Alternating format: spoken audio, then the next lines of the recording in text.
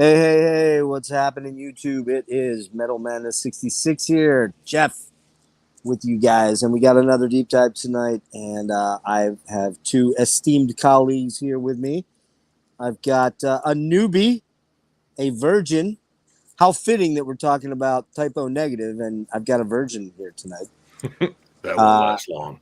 That won't last long at all. We got Vestabans, Bloodbox, and we've got Justin. What's up, dude? How are you, man? Good. Glad to be here. Good to see you, man. It's been a while. We miss you in the Saturday streams. You have a life, which is, unlike the rest of us who do not. I'm speaking for you, Nick. Just, I mean, sorry. You're not wrong. No. And we've got Necrotic Nick from Thralls of Metal back with us tonight. I did a tally on all the guests last night, and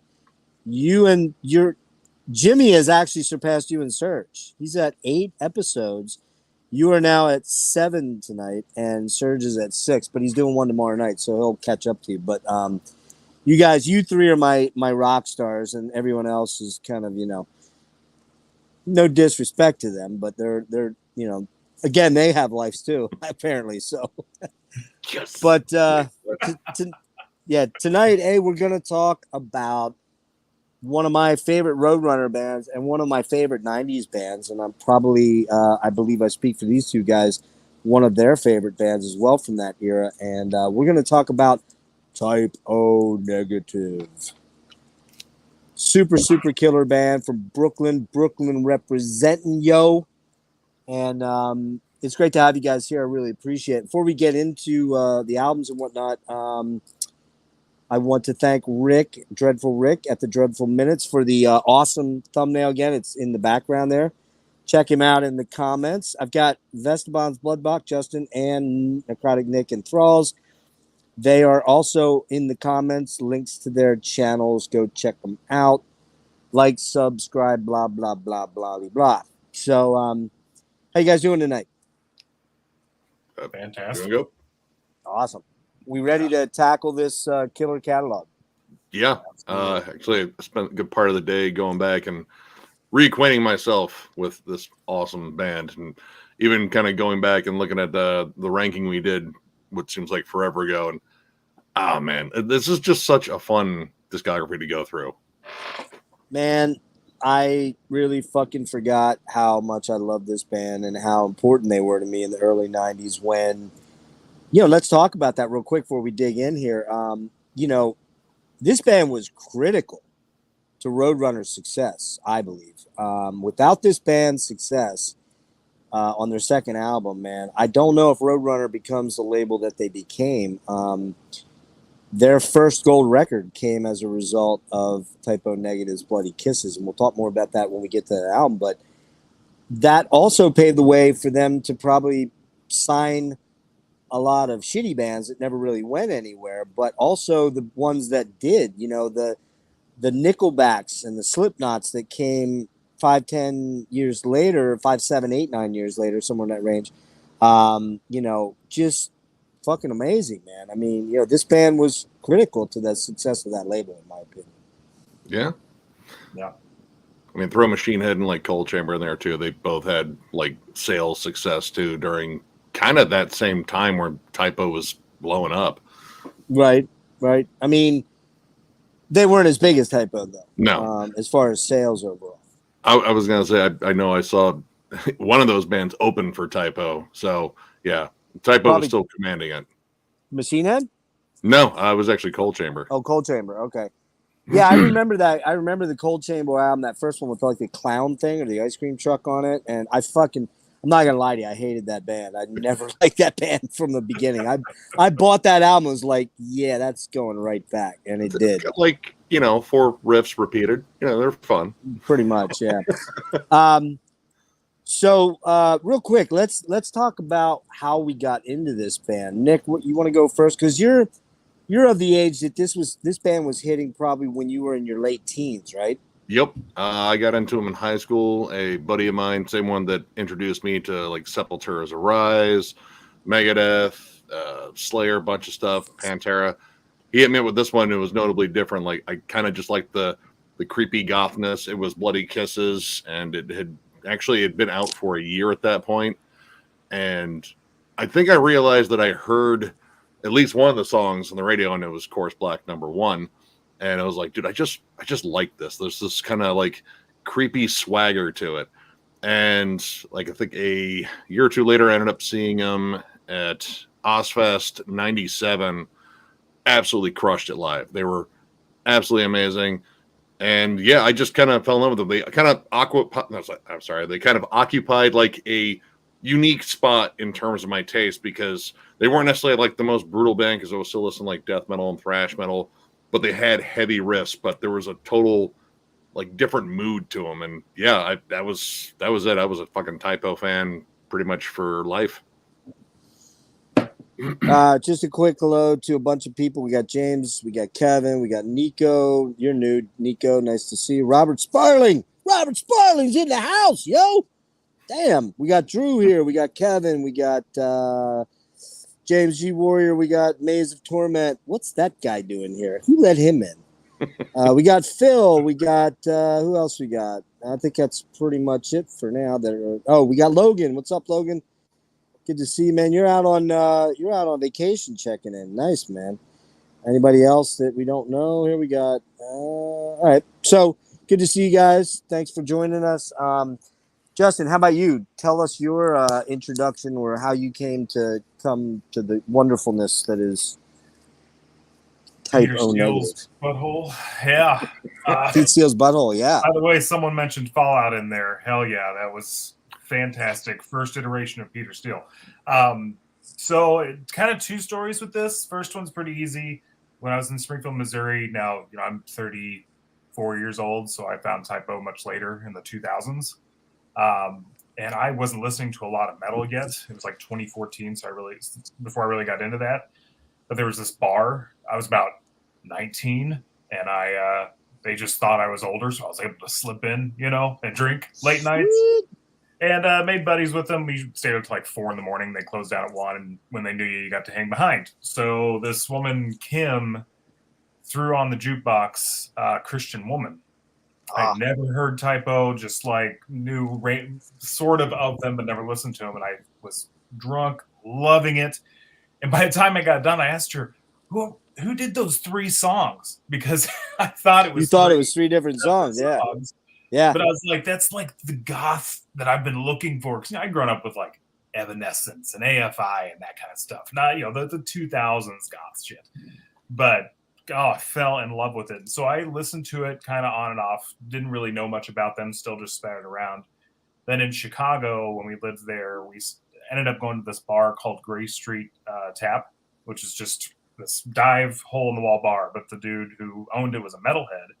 And he was a massive Typo fan. He's seen him like 10 times throughout the 90s. Got to see Carnivore, all of it. It was really him. We spent the same thing, late nights, like staying there till 3 or 4 a.m. And when everybody was gone, he just cranked Typo up. And he's the one that at that time, I didn't even know Carnivore, who that was. I didn't know anything about the pre-Typo stuff. But yeah, we nerded out hard on that. So that was really when I got into it and started really going through all the albums. And so what year is that again? That would have been, that's late, probably 2016. Wow. I know. Yeah. I'm a massive fan, but it hasn't been that long. and Nick, you said you came in at Bloody Kisses in high school. Yeah, I want to say it had to be 94 or 95. And it wasn't too long after that. I was allowed to go. My first concert was Metallica and COC in 96. And then the next one was literally Ozfest 97. And Typo was there. Man, I did not. I'm very jealous. I never got to see Typo. And we'll talk about that a little later. But so my introduction was through a bunch of high school kids at a restaurant that I worked at as a 25, 26-year-old dude. I'm listening to, Rush, of course, and all my 70s bands and my prog bands and shit. But I'm also really into Alice in Chains. I'm into Soundgarden at this point in time. I'm really into, Metallica before they, when did Black Album come out? 91. 91. Yeah, this is before the Black Album came out. So I didn't develop a hatred for them as yet. That's a joke. I just didn't write them off yet at this point. You know, and I'm listening to that kind of stuff. I'm listening to a lot of metal, but I'm also listening to a lot of, you know, a lot of hair metal, a lot of Rat and Crew and bands of that ilk, you know, from that era, Striper and shit like that. Anyway, I worked at this restaurant. It was a really, really cool brewery, turn of the century brewery, and it had catacombs in the basement where they would brew the beer that were like 50, 60 feet underground, and these real old stone archways, and they had the old casks in there and everything. And I worked in the fine dining restaurant up front called Aloise's, and you know, I worked with a bunch of stoner kids. You know, they were cool as fuck, but they were all fucking fuck ups. They were, you know, dudes that, you know, that got drunk and fucking got high and got laid, and that was all they cared about. And they went, you know, they cooked and they did their dishwashing and stuff. And I was a waiter, and I was going to college at that point. Yes, I was going to college at 26. I was also a loser that took a long period of time off in between. I actually was asked to leave college. They said, this really isn't for you, is it? Because my grades were so bad. I went back and graduated doing really well, but I had just started back to school, and that album came out June 11th, 91, and in around October, Halloween, we would transform the brewery into this fucking killer haunted house. And the best haunted houses are ones that teenage kids come up with the ideas for. I'm telling you, man, they fucking ruled. We're talking like, this is why I thought you heard the story before. Like in the entranceway, we put up these big, it was a huge area where you could probably fit like 50, 60 people when you walked into this entranceway to this brewery.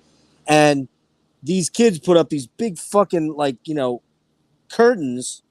But first of all, we would do the night's thing, and then we close like an hour early. Instead of closing at 11, we'd close at 10. But everyone was over in the bar getting fucking ripped, and then they'd come over and line up and go through the haunted house. They paid an extra like cover charge of like $5 or something. So the entranceway, the first thing that people got to see when they walked into the haunted house part, when the curtains were pulled back, and I was the MC guy, and I had corpse paint on. Didn't even know what corpse paint was, but I had white makeup and black eyes, shit, and everything, and a big cape and everything. And I didn't know what they were doing. I just saw them setting up, and I had no idea what was about to unfold. So I go to take the first group back, and here they had gone to the slaughterhouse and bought 8 fucking pig's heads that they hung from meat hooks from the ceiling of the brewery thing. And then they had real entrails, and they had this girl named Tara, and she was like the hot chick that worked there, like the super hot babe. She's sitting with her head in her like right up to about her boobs here, out from a table. And then they had fake legs and all these entrails, and guys were just digging through the entrails, doing the whole, you know, Night of the Living Dead thing. It was so badass. I mean, people were walking in there going, oh, I'm not going through this place. Fuck this, man. I mean, they were like tripping out because it was so real. But, and here's where Type O comes in. I walk back with the first group of like 10 people, and all I'm hearing is this like boom, and all these fucking atmospheric synths and all this shit. And I'm like, what in the hell is this? At the end, and they kept looping it over, and it turns out it was the glass walls of Limbo, I believe. Yep. And it's fucking eerie as hell, man. Perfect for a goddamn haunted house, right? Yeah. And I go back to, you know, after the haunted house is over, I go back to my buddies. Come here, bud. What are you doing? I go back to my buddy's place, or I go back to the kitchen, and I'm like, dudes, what in the fuck were you listening to out there? And they're like, bro, Type O Negative, man. And I'm like, what? Well, what did I do like that weekend? I went out and found Slow, Deep, and Hard, and boom, that was it. And then, of course, you know, when Headbangers Ball was heavy and hard, man, Black Number One and Christian Woman were all over the place, right? And, you know, while I think Bloody Kisses is a better album, we'll get into that, than Slow, Deep, and Hard, man. Slow, Deep, and Hard hit heavy, man. It was like, this is crazy fucking shit. And of course, you're talking late 80s, man. You're talking PMRC, right on the edge of the PMRC thing, and you're listening to this song, and it starts out, I know you're fucking someone else. He knows. You know, it was just killer. And So that's where I came in, and it was just a badass. Those guys, I don't know if I would have heard of them until like a year later, Nick, when you did. But I actually came in on Slow, Deep, and Hard, which was killer. Yeah, I mean, honestly, I didn't discover Carnivore until much later too. Like, I had no idea that band existed, and then I saw like a spread in like Metal Maniacs and covering this band Carnivore, and I was like, man, that super tall dude looks kind of familiar. Like, oh shit, it's him. And then I have an admission to make. I have never listened to Carnivore. Dude, I know. Retaliation's so good. I know all about it. It's though. It's not Goth. Oh, it's very different. Yeah. Well, look, that's a good segue. This band formed in 1989. Actually, I heard from Johnny that it actually formed in later '88. But the official thing I get from Roadrunner was that they formed in 1989 in Brooklyn. It was Peter Steele, Kenny Hickey, Josh Silver, and Sal Abruscato, all local Brooklyn guys that knew each other from the band scene. They formed out of the ashes of Carnivore, which was Pete Steele's crossover crust punk thrash cyber thrash band that I don't know about and should, that Nick just said you need to get on, so which I will. Nice, very nice. Yeah. So if you want to show that, go ahead, show that. We're not gonna talk about it, but no, it's just here to show. Yeah, this is the debut, nice. But this is the 2001 re-release, so it's the not the original cover, but I actually sought this one out specifically. But yeah, debut, nice, killer stuff. Yeah, I gotta get on that. I feel stupid that I never really got around to listening to that, but it kind of is in keeping with me because I'm not really a crust punk sort of dude, but I need to go get at it because from what I understand, it's very different, but it's still Pete Steele and it's still very enjoyable. It's unmistakably his humor and cynicism that is all over that. I think I like Retaliation a little bit more. Like, it's a little bit faster and more aggressive, but both are good. Both are just excellent fucking albums. Yeah, I'll dig into those. My cat, come on, Foo, you're fucking me up, dude. Come on. I know. My cat, I have to throw her down. Yeah, I may have to do that here in a minute. So real quick on that. Initially, when they formed, they were called Repulsion. They found out there was a local band or another metal band that was called that. Then they changed to Sub-Zero. There was also a band called that. Eventually, Pete saw some advertisement for like a blood drive, allegedly, and he picked Typo Negative. And man, that's a great fucking name for a metal goth band for sure. And let's see, anything more there? Let's see. Oh, the last thing to say on that, I'm not going to dig too deep into history because there just isn't much to it, really. The Carnivore contract, with Roadrunner, they were due another album, so they did not drop Pete. And when he formed this new band, Typo, he was able to parlay that into a re-upping with them, and in '91, and they signed with Roadrunner. And as we talked about earlier, really a pivotal thing. It really was a great relationship for both bands for quite a long while. So anything you guys want to add to that? Yeah. Oh, go ahead. Oh, no, go ahead. I can't really think of anything. So I snagged the Roadrunner or Revolver magazine. They had like a little thing with it. Oh, nice. And a funny story about the name changes was because what was it? It was Repulsion, and then didn't they do Sub-Zero? Yeah, Sub-Zero, right. So when they changed it to that, they all got the tattoo of the negative symbol. So they had to figure out something because they already got the tattoos, and they're like, shit, we can't call our band this. And then, it was Pete just coming across me like, oh, Typo Negative. It was just like on the spot. That's what we're calling it. Man, it's so perfect too. I mean, it's just now in retrospect, it's so fitting of what the band became and their imagery and their artwork and the whole nine yards. So you guys want to jump into these albums? Are we ready to rock and roll on that? Cool. All right. So Nick already showed. He wants to show the CD copy real quick. There's a CD copy, and that's an OG. I'm assuming, right? That's a Roadrunner. Is it Roadrunner or Road Racer?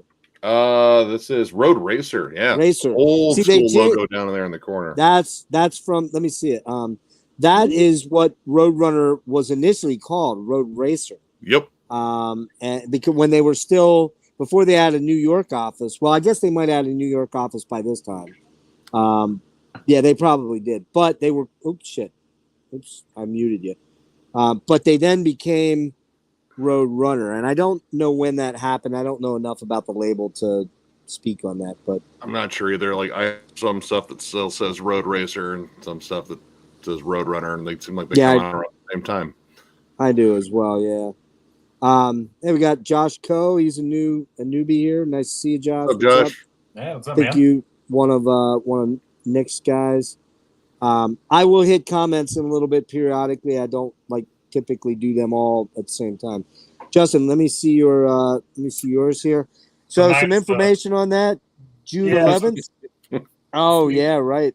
The None More Negative box set version. So slightly clearer genitalia picture here. I thought it was a picture of the Eiffel Tower. This came out June 11th, 1991, recorded in 89. It was recorded at Systems 2 in Brooklyn, and the dynamic duo of Josh Silver and Peter Steele did the production on this. Let me see. Is there anything I want to say on this one here? Yeah, no, let's get into it. Justin, we'll let you go ahead and talk about that album. So anything you want to bring up about the album, go for it, man. Yeah, so someone might have already mentioned this, but this was basically this entire album, when Pete was writing it, was supposed to be a Carnivore album. Right. But they split up before he finished it. So, I don't actually know if it was, if he shifted it to be a little more gothy, or if he was thinking Carnivore was going to go in that direction. But he was in a place when he was writing this, because his girlfriend at the time, a lot of this is based on a true story. He caught her banging a dude at the bar. What's the famous bar they used to go to all the time in Brooklyn? CBGB's, right? CBGB's? Was it CBGB's? Think so. Okay. But yeah, caught her in the bathroom with, it's someone from another band that's fairly well known. But that sort of sparked his descent into depression. His homicidal fantasies, maybe? Yes, homicidal fantasies. I believe he also tried to kill himself a few times. There's talk of that. Yeah. Yeah. This is a somewhat autobiographical, story of his very terrible breakup. That's why we were joking beforehand. Not that that's funny, but my wife and I kind of joke that the first song, which is Unsuccessfully Coping with the Natural Beauty of Infidelity, which is also known as I Know You're Fucking Somebody Else, we say it's the first emo song because it's kind of emo-y in the self-degradation. But yeah, fantastic stuff. Definitely has a lot more of the thrash. It's not thrash, but you're getting a lot more of that Carnivore feel from it. Though I gotta say, the Glass Walls of Limbo is my favorite one on here, even though it's not. It's more of an atmospheric track, I guess. But to my understanding, that's the hardest track that they ever recorded across any album, because it was way before you had all the various. They had synthesizers and stuff, but Pro Tools. Bit of Pro that Tools. Was they didn't have Pro Tools back then. Yeah, they didn't have Pro Tools back then. Right. So everything, all the chains, there's 14 tracks of Peter Steele's vocals. All the chains are them in the studio on a wood plank. It's all from scratch sound samples. So definitely start getting the goth stuff with it. It was interesting too, because they weren't, the label, I guess Road Racer at the time, was concerned with the song titles. Because, for instance, gravitational constant G 6.7 times 10 to the -8th C. It's here. I'll just show it. There you go. I'm glad you said it, so I don't have to. Right. That's insane. Yeah, they were concerned about that, and it worked out later in time. This album was not. I don't think it was wildly successful when it came out, but it just was because they weren't as well known. But, and I won't. Everybody else can jump in whenever too here, but this was we generally go around, then just kind of sum it up. Perfect. So yeah, this was also the album where they started getting a lot of pushback because of Carnivore was still fresh in everybody's minds. When they were in Germany, they had that's where a lot of some of the songs from Bloody Kisses come from their experience of touring with this album, because it was a big disappointment for them. So they had a lot of people hating. Well, since you bring up the tour, there wasn't much touring. There was basically a very ill-fated, quickly over with U.S. tour where they had to basically coax Peter into going out, because he really did not. Really, what Peter Steele really wanted to do was be like the Beatles after they retired from performing in 1966. He wanted to record albums and maybe play a few local shows. He was not about the touring life at all. Yeah. And the other guys, being a little bit younger than him, except for Josh, I guess, Sal, Kenny, man, they were ready to go out, party, and, run roughshod and become rock stars. And even Josh was kind of a little bit, he wanted to be a rock star, but he was aligned with those other two guys. And they got Pete to agree to go out on tour because the success of the album initially kind of had, the Roadrunners going, hey, we really ought to send you out on tour to promote this. And Pete was like, nah, I don't want to do it. But then they finally coaxed him into it. And I believe it was on the 4th or 5th date of the U.S. tour, opening for the Exploited. They found Pete reading a book on top of the trailer, because they were in keep in mind, they were not in a fucking bus back then. They were in a, like a what do they call those vans with the extra, like not a cargo van, but whatever those transport vans with like extra space and all that stuff. They were out in that. And keep in mind, Pete was like 6'8". So being stuck, 12 hours driving from Topeka to fucking Denver or something, probably not very pleasant for a dude that size. And not a guy that was like really into the whole touring idea. They found him sitting on top of the trailer and he was like, fuck this, man, I'm going home. That was it. Tour was over. Then when we went to Europe, kind of almost the same thing happened. And that kind of led to what we'll talk about on the next album coming up in a sec here. But Nick, what do you want to talk about with regards to Slow, Deep, and Hard? I love this album, and I think it kind of stands out in the discography. It still has that leftover Carnivore sound, just because they probably intended to be a Carnivore album. Yep. But I don't know, the unique balance between hardcore punk and like doom metal and gothic metal is the thing that I love on here, because it goes to both extremes so fucking often, and it doesn't seem like it's like a thing that would work, because you have very different schools of thought there. So you get the flat out New York hardcore, fuck your mama, like straight up fucking attitude, but then you get this morose doomy stuff that comes in later, and it just fucking works in here. Like my favorite song on here is probably Prelude to Agony. That song is bleak and gnarly as hell, but I don't know, there's just something about it that I just dig. Josh Silver on here sounds maybe slightly out of place, at least in terms of the other albums, because it feels like that was extra stuff that was laid on top. It's like, I don't know how we're going to fit this in, because some of the stuff was probably written without keyboards in mind. Yep. But he makes good use of the moments here, especially the more doomy moments.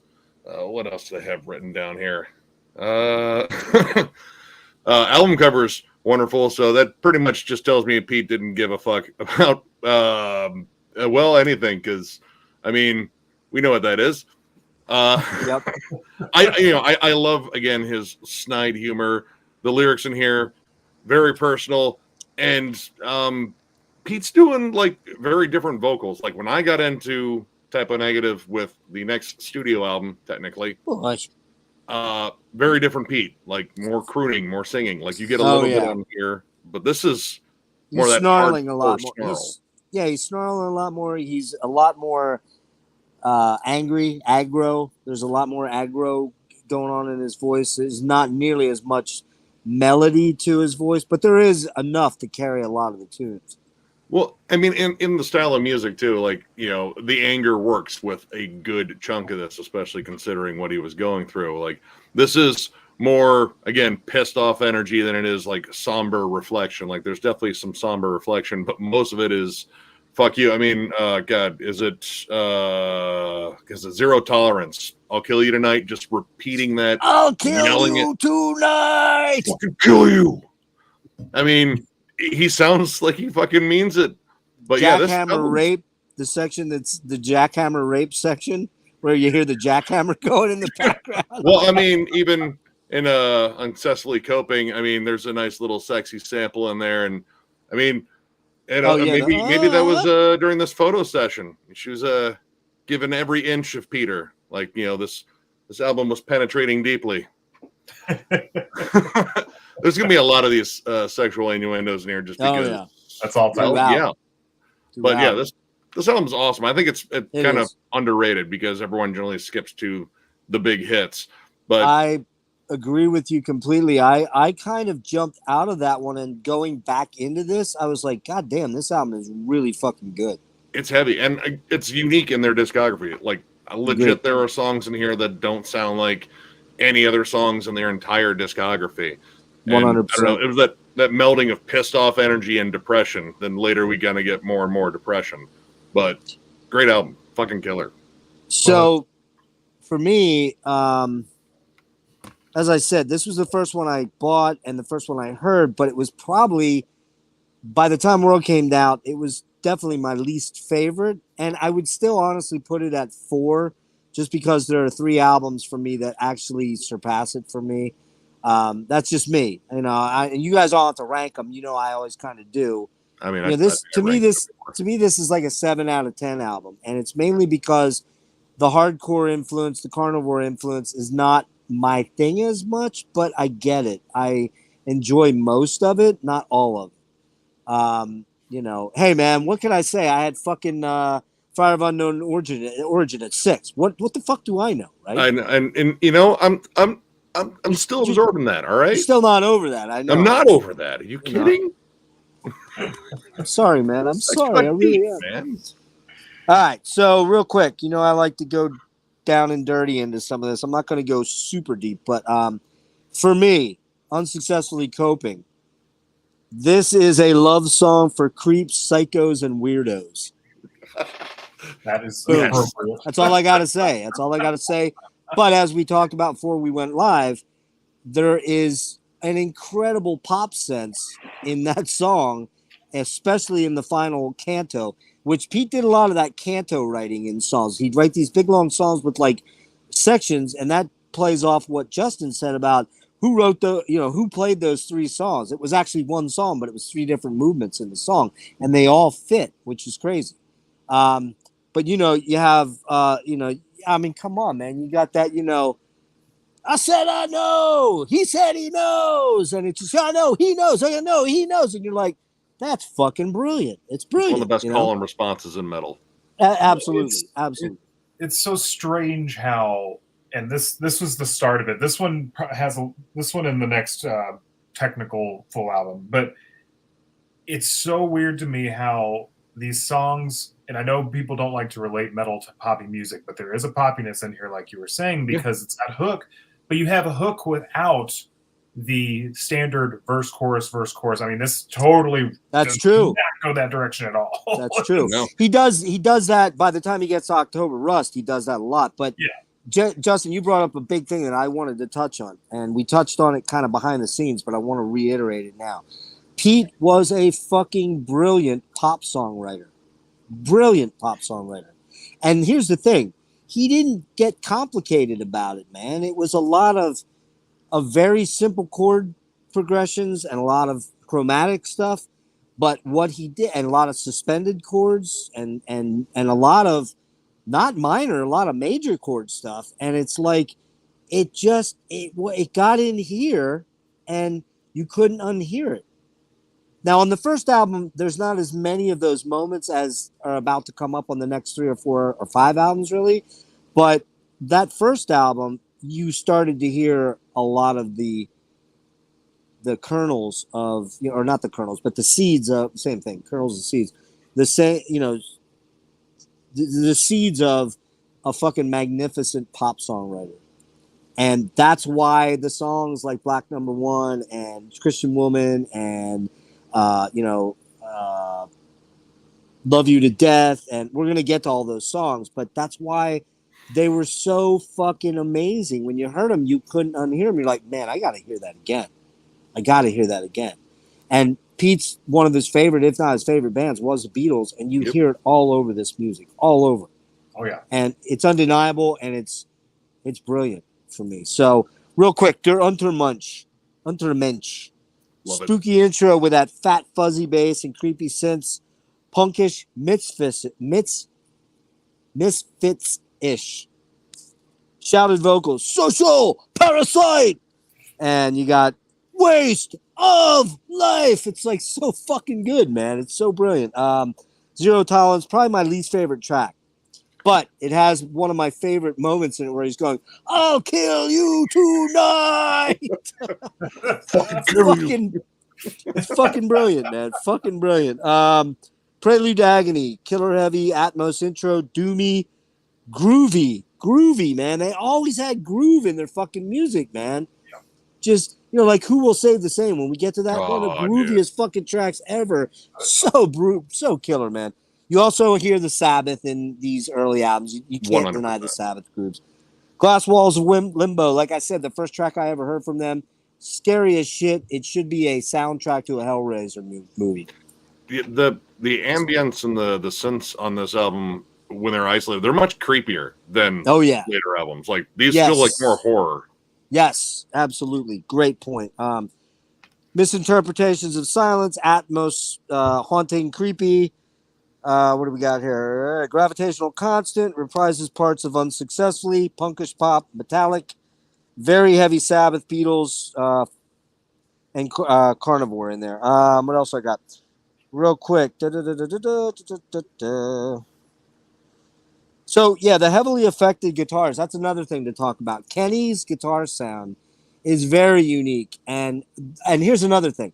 As we progress over the next 3 or 4 albums, the production and the sound of this band is very much rooted in the 80s, and it's very much rooted in bands that have nothing to do with their sound. Bands like the Cocteau Twins, bands like This Mortal Coil, the 4AD bands like The Cure. You can't unhear The Cure's influence on Pete and Josh in particular, and the way he produced, which was fucking brilliant for this band. Sisters of Mercy too. Sisters of Mercy, absolutely. And the guitar sound you hear is, that guitar sound you hear is very compressed, very heavily affected with chorus and delay, and it's really a beautiful sounding guitar sound. It's just, and here's the other thing: it's metal, but it's not really metal. Yeah, it's such a full sound. Like it's kind of haunting, but it can still deliver like good chunky riffs. Like it's perfect floaty. for what they were going, and plus complemented by fucking Pete's ridiculous bass tone. The bass tone, that growling fuzzy bass tone, that super fuzzed out big muff sound. And you got the other thing on the key on the guitars was this almost floaty, ethereal, otherworldly vibe to the guitars and the solos. And Kenny's a good guitar player. He's not like fucking Yngwie or anything. He'd tell you that. But he has a very, very cool sound throughout all these albums. And actually it gets better by the time it gets to October and World Coming Down for me. I love those 2 albums. Yes. Sorry, go ahead. No, real quick. I'll just wrap up with hate-filled, vile lyrics that, frankly, nowadays are so out of touch with the woke culture that we live in now, man. Oh, well, Pete would really struggle in this culture right now that we're in. So, and go ahead. Probably should check out those Carnivore albums. But I don't know if y'all know Mark from Folkbanger Records, but he posted the best thing I've ever seen in relation to this. He said, "Thank God we never got to see Peter Steele with a Twitter account." Exactly. Oh, I would actually get on Twitter for that. Not right now. Twitter's exploding. But because so you still had, there's lots of stuff going on in the 90s with similar to what's happening now with social movements and stuff. Not to this level though, Justin. It's different now, I know. But because of one major reason. And what is it? social media. Yep. Oh yeah, it's You don't have completely the reach. You don't have the reach that you did back then. How many people tuned into Headbangers Ball back then? You had to have cable, number one, which a lot of people in the country didn't if you didn't have money, okay, because cable was expensive back then. But the reality of it is that social media has made a lot of these causes, some of which I'm in favor of, and some I'm not. I'm just gonna be point blank with you.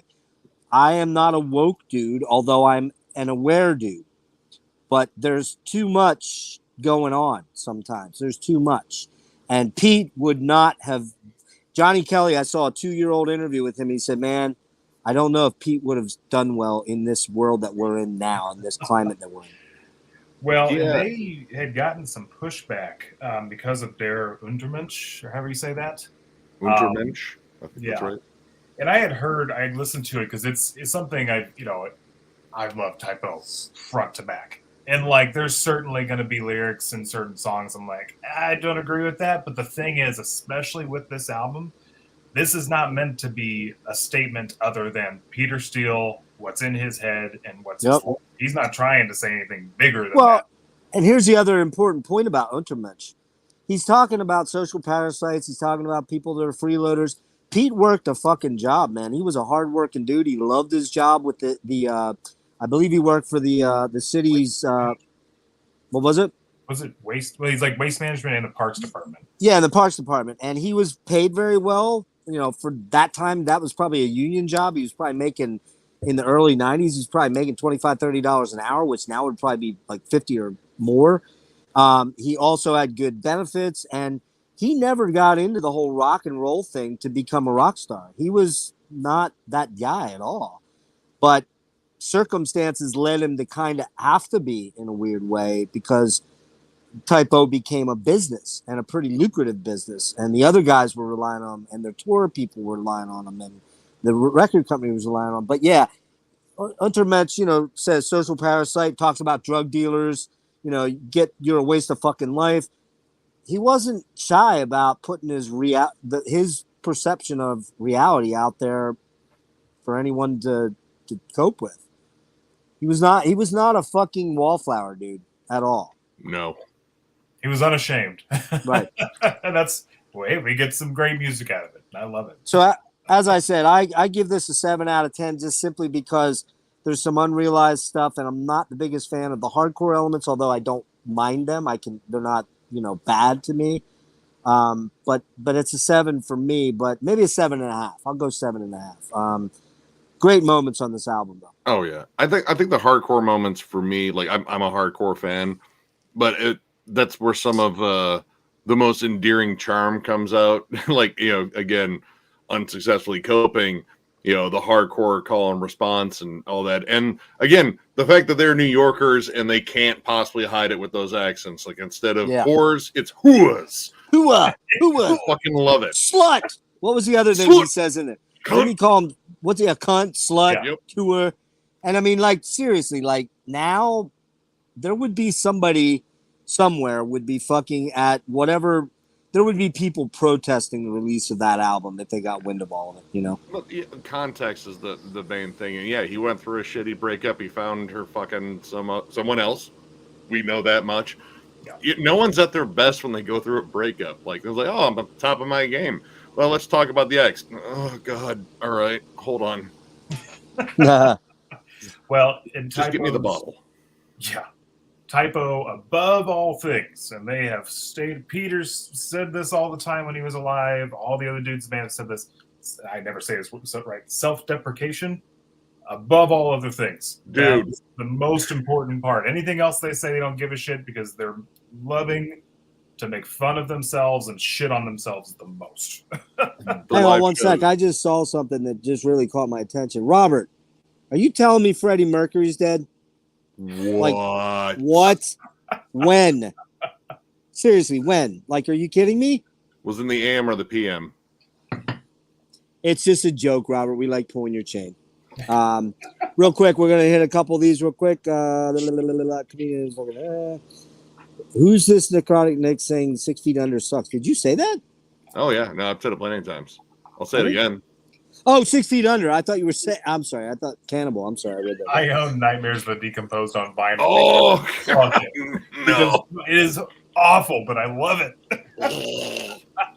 That album, Innuendo by Queen, fucking masterpiece. All right. All right. What do we got here? Oh, look. Devin's making a joke at John's expense again for the 9 You might be million talking call. about your Blue Oyster Cult ranking, though. He could be. He could be. Yeah. All right, what else we got here? I'm not going to be able to hit every one of these guys, so if you're doing in chat stuff, but it's great to see we got 20 people out here. That's fucking awesome. Yeah, that's killer. Nice. Let's go. Am I into Jefferson Starship? Yeah, I like Starship a little bit. I like Jefferson Airplane better though. Broken Bone. What do we got? Warrior Steel could write great. Yeah, he could, man. Used a bunch of new wave pop melodies. Absolutely, Phil, no doubt. What do we got? Durantwinch. That's awesome. I don't know what that means. Sorry, I'm not German. Is it German? I assume it's German. It's German. What else we got here? I've had the White Album Rubber. Oh man, fucking love those albums, man. I'm not proud of it. You hate the Beatles, but okay. I love the Beatles. I'm not ashamed to say that. I don't give a fuck what anybody says. Do I listen to them a lot? No, I don't. If I really want to listen to Beatles, I put on George Harrison's All Things Must Pass because it blows away everything the Beatles ever did. I appreciate the Beatles and respect them. I just, I haven't given a deep dive into them though, but I just can't quite do it yet. I got you. Let's see. What do we got? English Dog. I think it's appreciated. Yeah, there you go. All right, I'm gonna move on, guys. Oh, Larry, what's up, dude? I see you here. What do you got here? Hi, everyone. Okay, man, that's cool. Saul Nile and Christian. Wow, cool. Godflesh, man, dude, you're fucking tripping hard, man. That's great. Robert, talking about Sisters of Mercy, 1990, which, well, they had a huge hit. They did? I don't remember that. They had This Corrosion. What's that? Yeah, This Corrosion and Lucretia, My Reflections, but they weren't huge hits in the States. Maybe in the UK or Europe, maybe. I don't. And by the way, I fucking love all three Sisters of Mercy albums. Some of my favorite. Fields of Nephilim, yeah, killer band, man, killer band. Larry, definitely get back and check this out. Christian Death, yeah, we were talking. Somebody was talking about that recently. Actually, I was talking about that with Devin tonight. I think we were talking about the first album, Theater of Hate, and the one song on there that I thought says the N-word, and I could not find it anywhere, but I know it does. I love the Roz Williams stuff, and they were ahead of Type O by far with the goth stuff, so no doubt. All right, let's get to album number 2. Justin, let's go ahead and show this. I'm not going to talk a lot about it, but go ahead. I don't care if you show it. Yeah, we don't have any children in the audience, do we? I don't think they can. No, they ain't gonna. Fair warning: if you're under 18, look away now. All right, because you're gonna get a big old butt. Open a butthole. Now there is not a Thanksgiving turkey, right?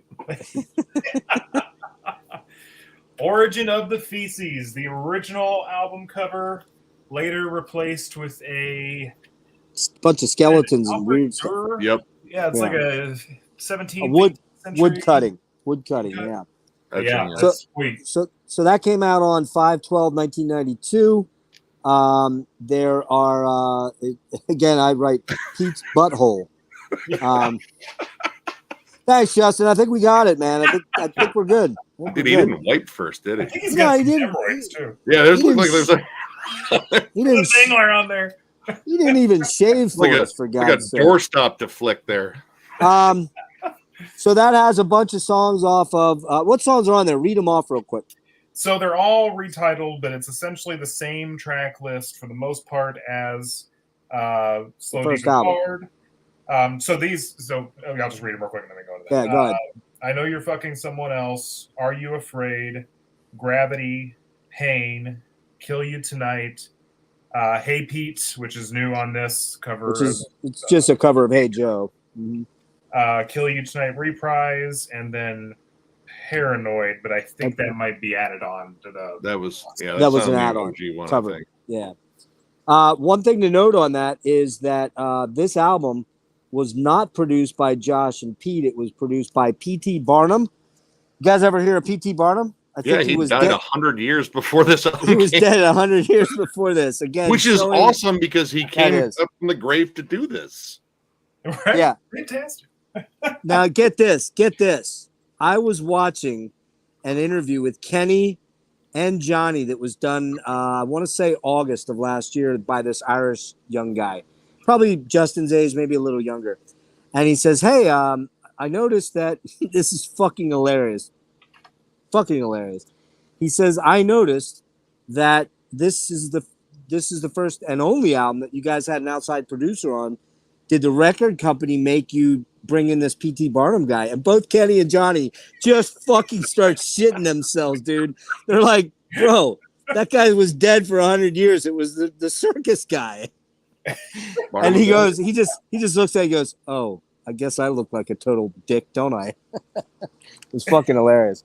Here, it's in here. Yep, they got the P.T. Barnum. Awesome. So there.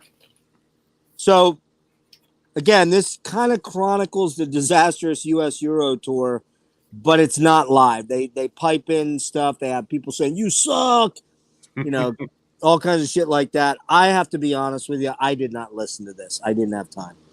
So if you guys want to, Justin, if you want to throw a quick commentary on it, go for it. Yeah, so this is up there. I'll just not.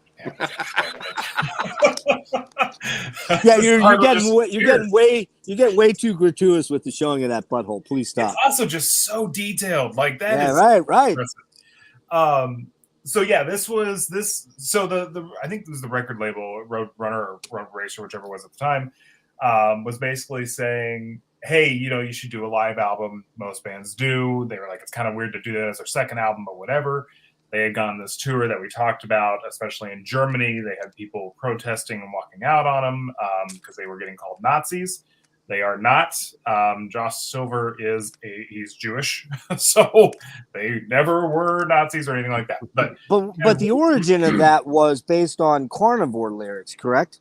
Yeah. So, well, and Der Untermensch, I think, has some relation to some Nazi guy or something like that. Name comes from something like that.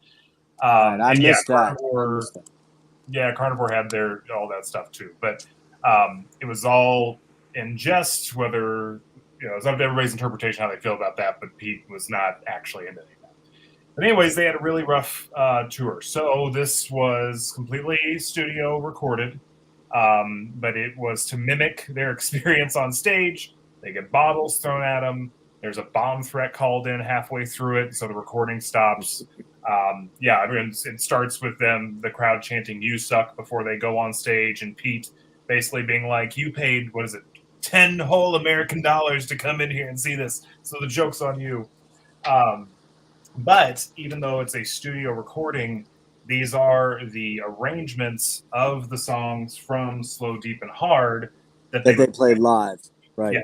And then also the names of the songs are their shorthands that they would put on the set lists for the night. Because obviously the song titles are ridiculous on the first album. And this, in my opinion, I really love Slow, Deep, and Hard. I like this album more because some of the live arrangements are getting even a little, I don't know, not even really quite getting into the goth era typo yet, but it's just, there's more groove to it. Trying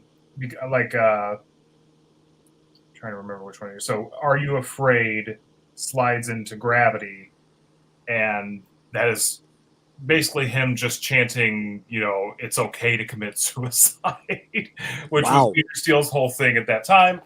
They were, I think it was when Kelly was asked about this image, the Express Yourself thing, because that was what they were kind of using as their moniker at this time. When he was asked, like, is this just a joke? What part of this was serious and a joke? He was like, no, Peter Steele lived by this image. That was how he felt about himself and his life. And you get that through this album. It's hysterical, though. It's meant to be funny. It's that self-deprecation thing again, like we keep talking about. This is a very funny faux live experience for Typo. Yeah, I think it's important to note that, and if you know Typo, you know that Pete and all the guys in the band have incredibly dry, sarcastic, and dark senses of humor. Yes. Kenny is fucking hilarious. Josh is probably the most droll, like fuck you kind of guy you'll ever meet. But he seemed very cool. But I'm like, again, I mean, I'm just going by interviews. But like that guy had a fucking wicked sense of humor, and all of it was based on sarcasm and pretty much kiss my ass, like that kind of like. Yeah. I would go as far as just saying just cynicism, like cynicism. There you go. Anything serious, then I was like, fuck that, we're gonna make fun of it. Exactly. Yep. So, Nick, you got any thoughts on that one? Quick. I don't have anything to hold up on this one. Yeah. I like this album. I mean, it is like one of my least favorites, I guess, just because, I mean, technically I felt like I heard these songs before because I had, but there is part of me that appreciates how they did rearrange them slightly on this album. And the novelty of the fake live album, like, I just think it's fucking funny. Like the bomb pit that gets called in, and he gets, calls that you paid $10 to come see me. Who's the asshole now? That fucking Brooklyn fuck you attitude. That Brooklyn, that Brooklyn. Oh yeah, Brooklyn. Attitude. I still don't own this album, and I know for a fact the record store down the street actually has an OG copy with Pete's fucking glorious butthole. No he really opened up on that one, I think. No pun intended.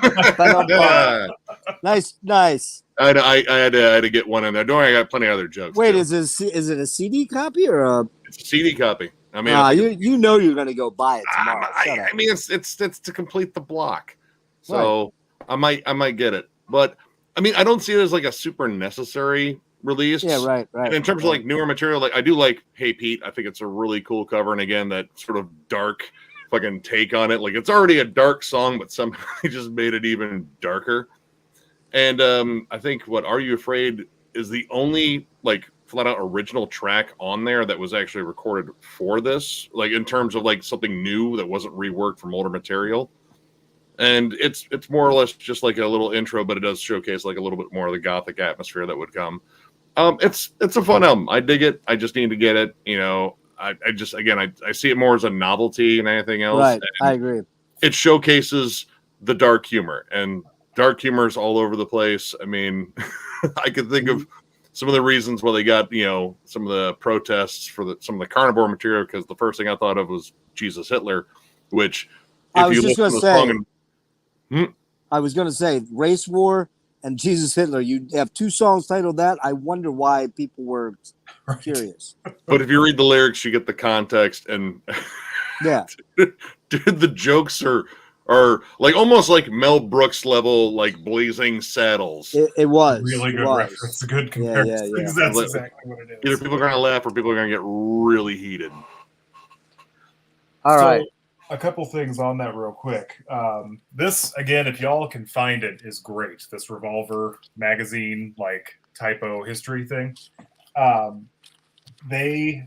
When they were, because they didn't want to make this album either. This totally was an afterthought, and they just went in the studio and threw it together. The cover, they had a photographer that was there doing some promo shots, and they were thinking what to do. Pete dropped his pants, bent over, spread his cheeks, and he's like, here you go. And they're all telling this photographer, do it. And the photographer's like, oh my God. And I guess he was sitting there just like, oh, fuck. Yeah, like, really, man. Seriously. Staring into the eye of Sauron. Yes. And that's perfect. That was awesome. The original release of the vinyl, short-lived as it was, had a scratch and sniff cover. I heard about this. Yes. And, true. And it's true. Roadrunner Records just put the pre-order up for the re-release, and it has the scratch and sniff. Yeah, I got to be honest with you, man. I know you're going to buy one, Justin, but I'm not going to buy one. No one has confirmed what the smell is, but it's right on his sphincter. So. I mean, wow. You have to get your nose right up there. I think that's the main point. Is like, yeah, that's right. Not going to do it. Right up that balloon knot. I am George W. Bush. Not going to do it. Not going to do it. Nope, not going to do it. Wouldn't be prudent. Wouldn't be prudent. It'd be like, what if it's like something really like, oh, strawberries. But that's even better because you're like, oh. Just Staying in, man. The worry I have, lighter? the worry I have there is that some fucking crazy fuck is going to start licking that thing. You know it. You know it's going to happen. No, it just tastes like cardboard. Now I'm really disappointed. All right, let's move on from this sphincter worship here. I noticed Justin kept showing the front of the album. I know. I want to make sure everybody knows that it exists. All right, let's see Bloody Kisses, sir, please. We're going to get to you, Nick. Hang on. I got two. It's the box set version, but here's the original cover. Okay. This is the Record Store Day 3 LP. Nice. Did they restore the original track listing then? So on this one, Machine Screw into Christian Woman. Hang on. I've got this trifold here. Machine Screw, Christian Woman, Black Number 1, Bay Ray Come Out and Play, Kill All the White People. All right, so they did then. Yeah, we can do that. So this album came out 8/17/1993 against System 2. Brooklyn, you've got Roadrunner Records, and you got Pete and Josh doing production again. Like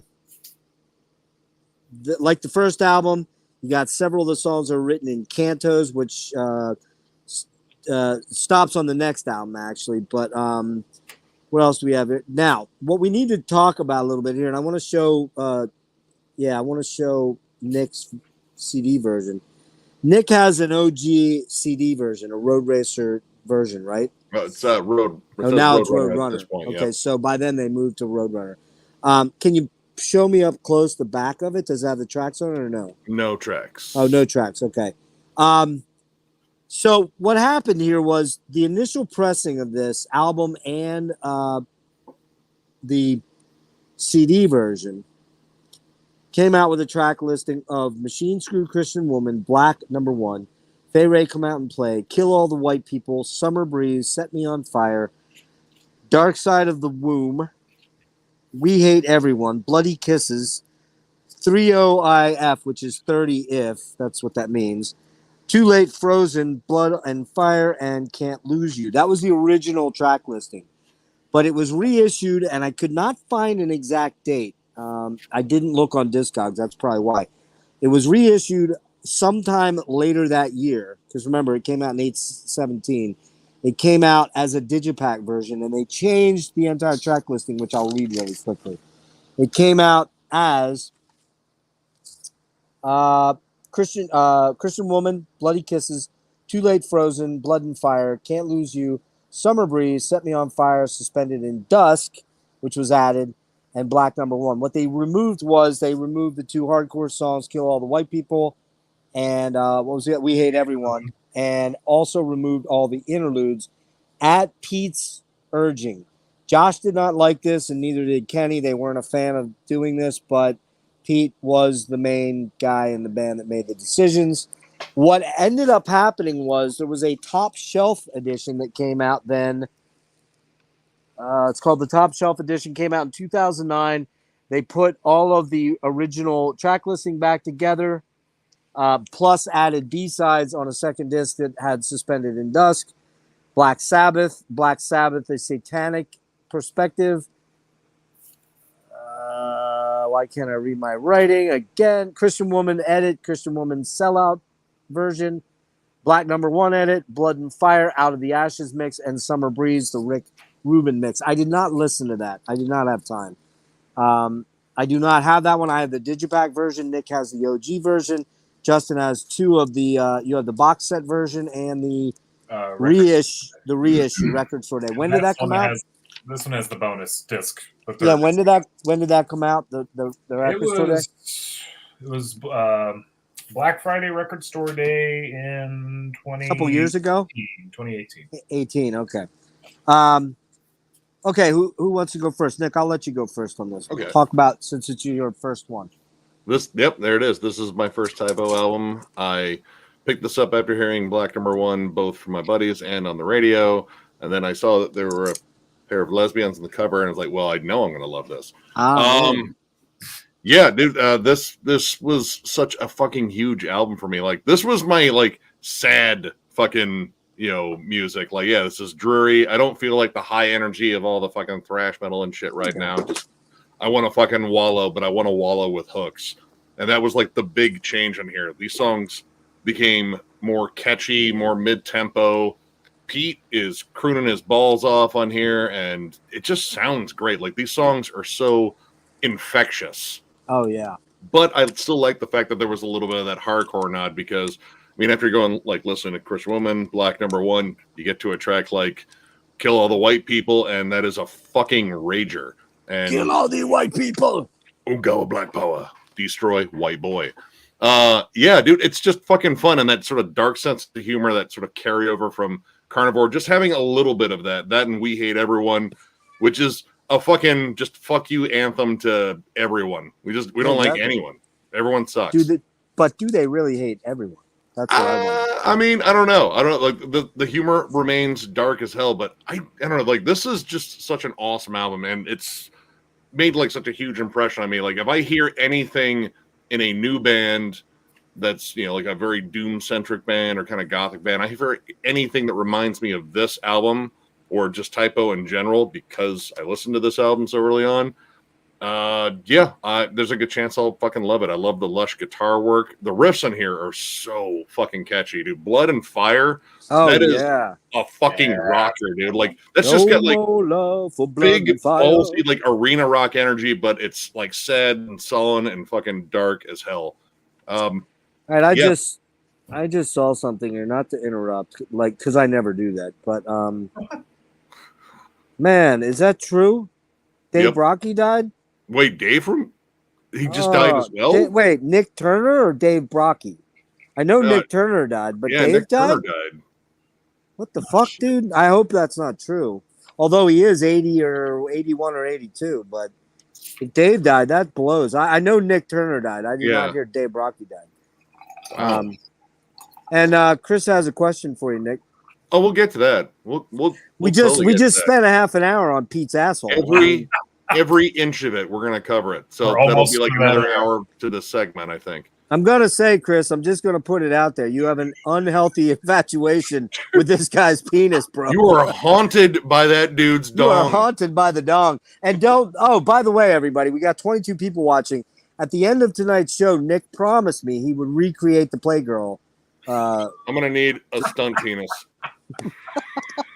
Well, you did say. Does anyone have like a Pringles can, like, that they can paint with like a fleshy fucking like color, draw some veins on it, and airmail it to Nick right away, right now. All right. So I'm sorry. You go back to your assessment of the album. Like, no, this was where I pretty much got to see him live. I didn't pick up October Rust before I saw them live, but hearing them play these songs live and just hearing how awesome they were and the stage banter, like, dude, the thing about Typo is that whole you suck thing. They embraced it. They embraced it live. Like, yeah, no, we fucking sound like shit tonight, but you know, whatever.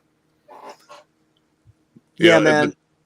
Live, the cool thing about them live was that Pete would have off nights, you know, and he wouldn't try to hide it with, you know, auto tune now like guys do and shit like that. I mean, he was the real deal. They were the real deal on stage, you know. They sounded great live. I mean, absolutely fucking majestic. I only got to see him one other time. That first time was amazing, but that last time was fucking jaw dropping. But yeah, this is what got the ball rolling in terms of like the timeline for me. Most important album. Not my favorite though, but still up there. Like, I mean, I love all these albums to some degree, but this is the catalyst. Killer. How about you, Justin? So by the way, real quick, Drew fucked up. He was talking about Nick Turner. He was not talking about Dave Brocky. Although it wouldn't shock me because Dave Brocky's 81, I think, or something like that. So yeah, well, I'm glad he's still around though. All he has to keep him alive. So being a big Typo fan, I'm gonna probably shock some people here. This is my least favorite Typo album. Wow. I'm in the stream now. I'm going home. It has my favorite Typo songs on it, but it is my least favorite album as a whole. So Christian Woman was my first song. You know, God, it's so good. That song is so amazing good. song. Blood and Fire. Yep, with you on that. Fantastic song. Also, it's got such a cool riff, but that really gothy 12-string acoustic interlude section is just perfect. Fantastic stuff. I can see the track list on this one easier. Because I've only ever heard the Top Shelf edition. When I bought the CD of this back when I heard it in the 2000s, that had come out, and that's the one I heard. And I appreciate I don't know what you call them, atmospheric tracks on here that Pete put in, but I feel like it's a big distraction from the rest of the album. So I agree. It's a lot of nonsense. Yeah, I agree. I wouldn't change it. It's the album. It's what it is. But that's part of it. Is it feels like, especially the first half of the album, because Machine Screw, then you go into Christian Woman and Black Number 1, 2 huge hits. But then Fay Ray comes out and play. Yeah, that's one of the kind of oddball ones, isn't it? Yep. Yeah. Dark Side of the Womb. These We Hate Everyone's like that riff. It goes through the part where it does that. Oh, it's just so perfect. Also, that is, I love it because that's such a response to everything we've talked about in the previous albums. And basically, they're saying, look, we're not racist. We're not sexist. We're not homophobic. We hate everybody equally, including ourselves. Yeah. Now buy her out. Oh, yeah. And that's, the humor of Typo. It's very dark humor. Not for everybody, but when if you appreciate it, you understand it. But yeah, Set Me on Fire is a great song too. There's lots of good stuff on here. Just as a whole, I thought it was a little different. Another fun thing about this one is on this one that had the extra tracks, they got in trouble for their Summer Breeze cover. Yep. It's called Summer Girl originally. Yes, Summer Girl, and instead of the original lyrics, which they were changed to the original lyrics, switched them up. When it was released, the original version they did had basically a satanic cult next door that it was talking about. Right, and Seals and Croft didn't like that. Yeah, they did not appreciate it. But this is also when we get into Hey Pete, I guess, from the last album is kind of the first cover, but now we're getting into the cover versions, cover era too. Yep, and I think we should mention that literally every cover they do is fucking stellar. Oh, Yep. And all the ones, they own them, and they're so typo when they do them. And they don't really do much in terms of rearranging. I mean, they do to a degree, but they're not crazily rearranged. It's just they own the song in their style and their sound. Mm-hmm. And there's a thing on YouTube now where people are doing covers in typo negative style. Oh, of course. You're taking all these songs. There's one guy that does it great, but he basically turns it into a typo cover because I've seen that. Kind of the same every time, but they do it perfectly with that. Peter's low, sultry bass, voice, and the lush chorus over everything. Yeah, you got on Summer Breeze. You got a song that's like, "Summer breeze makes me feel fine," and he's doing it. Summer breeze makes me feel fine. You get the breathiness in there too. Yeah, and it's so slow. It's like half the speed of the original song, and it's almost like this sludgy doom track, and it's awesome. Yep, exactly. And I hate the original song. I cannot stand that song, but I love Typo's version. And next, you're going to tell me you don't like Diamond Girl either, right? Diamond Girl. Diamond Girl, you sure are fine. Dun, dun. I know that's Seals and Croft too. You know it. I don't like Seals and Croft. Also, they got pissed at Typo, so they can fuck off. All right, man. Yeah. Oh, by the way, on that one thing I didn't mention about the Digipack version versus the OG version with the original track listing is they actually changed the cover too. The girls it's a different pose. I don't have I wish I had the Digipack here. Maybe I'll go find it. You guys take over the stream. Nah, there's a whole photo spread to not get erect too. I think okay, because that would be wrong. All right, so I got a couple real quick hitters here. Christian Woman, those harmonies, man, those melodies. Oh my god. Oh, it's like it's the chant man. though. Corpus Christi. Corpus Christi, Corpus Christi. I'd like to know God. It's just so good. And then it goes into the best part. Jesus Christ looks like me. Down, down, down, down, down. I don't It's think like, he worked out as much as you, Pete. yeah, when he does the Jesus Christ, you're like, oh, it's so fucking epic, man. So epic. Love that song. Many nights I drove around, probably in a semi-intoxicated state like an idiot, jamming that to the top of my lungs, singing that song over and over and over. It's just beautiful. And again, the cantos, 3 different sections that work perfectly together, but sound like different songs. Yep. Black number 1. Dun dun dun dun dun dun dun dun dun dun dun dun. Ba-da-da-da-dum. Ba-da-da-dum. She's got a date at midnight with no Nosferatu. Oh man, so good. About the same girl from Slow, Deep, and Hard, by the way. Okay, yeah, he's well, actually making fun of the whole goth. He was, but it became the goth girl anthem, which I think of is course cleverly ironic. Black number 1 is hair dye for goth chicks, man, and you know, and I'm not gonna lie, I've seen quite a few goth chicks in my life that. Anyways, moving on. Kill all the white people. I like it. It's kind of sad. I gotta get both versions or the other version. Try to find it. Phil Anselmo of all people performed that song with them. Talk about life imitating art right there. It was pretty funny. He killed it though. Here's another one. How many times do they say, "Set me on fire, fire"? It goes on and on and on. You know what? It could go on another 5 minutes and it wouldn't bother me at all. It's so good. I love it. I love it. Dark Side. I'm sorry. We Hate Everyone. Yeah, it's Great pretty one. poppy. It's almost poppy the way it flows. It's almost like a pop song, just about hate. You know. Yeah. Too Late, Frozen. Too late for apologies.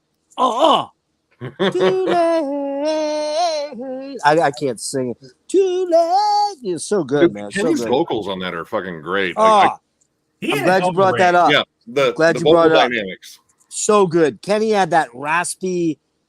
What was I'm trying to think on this album where he did he do the shit. What part does he do on Black number 1? She's black. Yeah. He goes the real high raspy part, and it's so good, man. It's like, dude, fucking killer, man. Blood and Fire. Blood and Fire. No, no blood and fire. Riff, Love it. that's up there with like one of my favorite typo riffs. And Can't Lose You is just this lilting ballady sitar thing that it's just schmaltzy goodness. You just fall into it and you're like, what a song, man. So again, and we real quick to touch on as I said, BYOV, and I'm the only one that showed up with my own vampire Dracula. The song Suspended in Dusk is the lyrics are all about fucking vampires, man. It's about being a vampire. So, and I like that song. It's really, really cool. I think that song's great. Sounds like a dangerous game he's playing there. Sure is. So many killer songs. First Roadrunner album to go gold in 1995, 500,000 sales. By 2000, it had gone platinum for 1 million sales. All right, we ready to move on to October Rust? All right. We'll show Nick's version quick, and we'll show Justin's version now. Is that a gatefold? It is, right? I'm sure. Yeah, this is the box set. Now, I had a early 2000s press of this from Germany. It was the first time, I think. And I sold that for enough money to buy the box set. That's how I bought the box set. But yeah. Yeah, Drew, we talked about that right at the outset. We talked a lot about how this band not only saved Roadrunner, but probably created Roadrunner's power in the. I think they were instrumental in making Roadrunner a force. Yes, there were other bands, but I think this was the band that put them on the map. And they knew that. They knew that. Yeah. Who wants to go first? I'll let Justin. We'll just. Oh shit! Hold on. There we go. Me?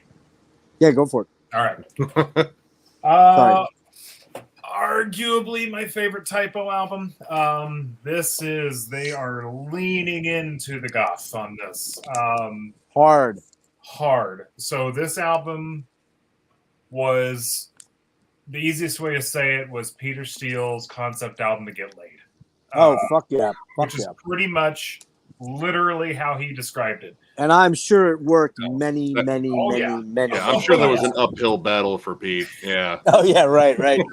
Now, this album was not considered a success when it came out, because coming off of Slow, Deep, Yes. and Hard and Bloody That's Kisses, true. this was a shift. Now, it's obviously a huge favorite nowadays for a lot of people. It was a slow grower as far as sales initially, yes. Yes. Just absolute ballads. It's an album of ballads. Love You to Death, fucking amazing. Oh. Be My Druidess, fantastic. Green Man, which is based on him when he was working for the Parks Department in New York, because he was a big, tall dude with green eyes working on trees and shit and cleaning up stuff, and the kids would call him Green Man in the park. Red Water, which is a weirdly dark song thrown into this very sexual, sexy album. Hints of what's coming on the next album with that song. Quick question on Red Water. Do you recognize an excerpt of something in that song when you listen to it? I'm trying to think on it. Josh does a keyboard solo and it's Silver Bells. Da, da, da, da, da, or whatever that. Yeah. I never noticed that. Yep. That's awesome. It's their Christmas song for the dead. Yeah. And it's this is very much a Halloween October album, so that's like the precursor of what's coming. Dude, there's no better album than playing that album in October and November. Oh yeah, no better. And it's on most people's October list. And Pete loved fall October shit, and that's why he got all the looks like atmospheric black metal album covers in here. But yeah, just fantastic. I love the Red Water. Of course, my girlfriend's girlfriend. Throwing this in there, found this radio sampler. Oh, nice. Oh no, this is Cinnamon Girl. Still, that's on here for $1. But anyways, great, menage a trois themed situation that was, of course, based on a true story. Of course. Die With Me. You know what? I can't even recall which one that is. I'm sure it's good. What's that? Die With Me. I haven't listened to that song. Yeah. That's a beautiful ballad, dude. Oh, that's so good. Yeah. Burnt Flowers Fallen, In Praise of Bacchus. Another great song. Correct me if I'm wrong on this. Wasn't this the first time the Vinland stuff started popping up? Yep. Which no, actually, no. Isn't it on the back of Bloody Kisses? I think it makes mention of it, but I thought the little labels on the back. Am I wrong? In retro. Yeah, this is this one. Yeah, the Glorious doesn't have it. People's Technocratic Republic of Vinland by the combined forces of the United Territories of Europa. No, but he was talking about the symbol. Isn't it on the back of Bloody Kisses at the bottom? Look on the back of Bloody Kisses. Doesn't it have that flag? It doesn't have the flag? No flag. Okay, all right. I thought it was. You're right. Okay, you're right, Justin. Well, because that's based on, he's got Scandinavian and he's heritage, and he's very much was digging like the pagan stuff and all of that, which you get a lot of on this album, right? You get Green Man and Praise of Bacchus, all that sort of stuff. So that was kind of when he started creating this world. And just a heads up, because this does, there have been white nationalists who have appropriated this symbol. It was never meant to be used as that. In fact, of course not.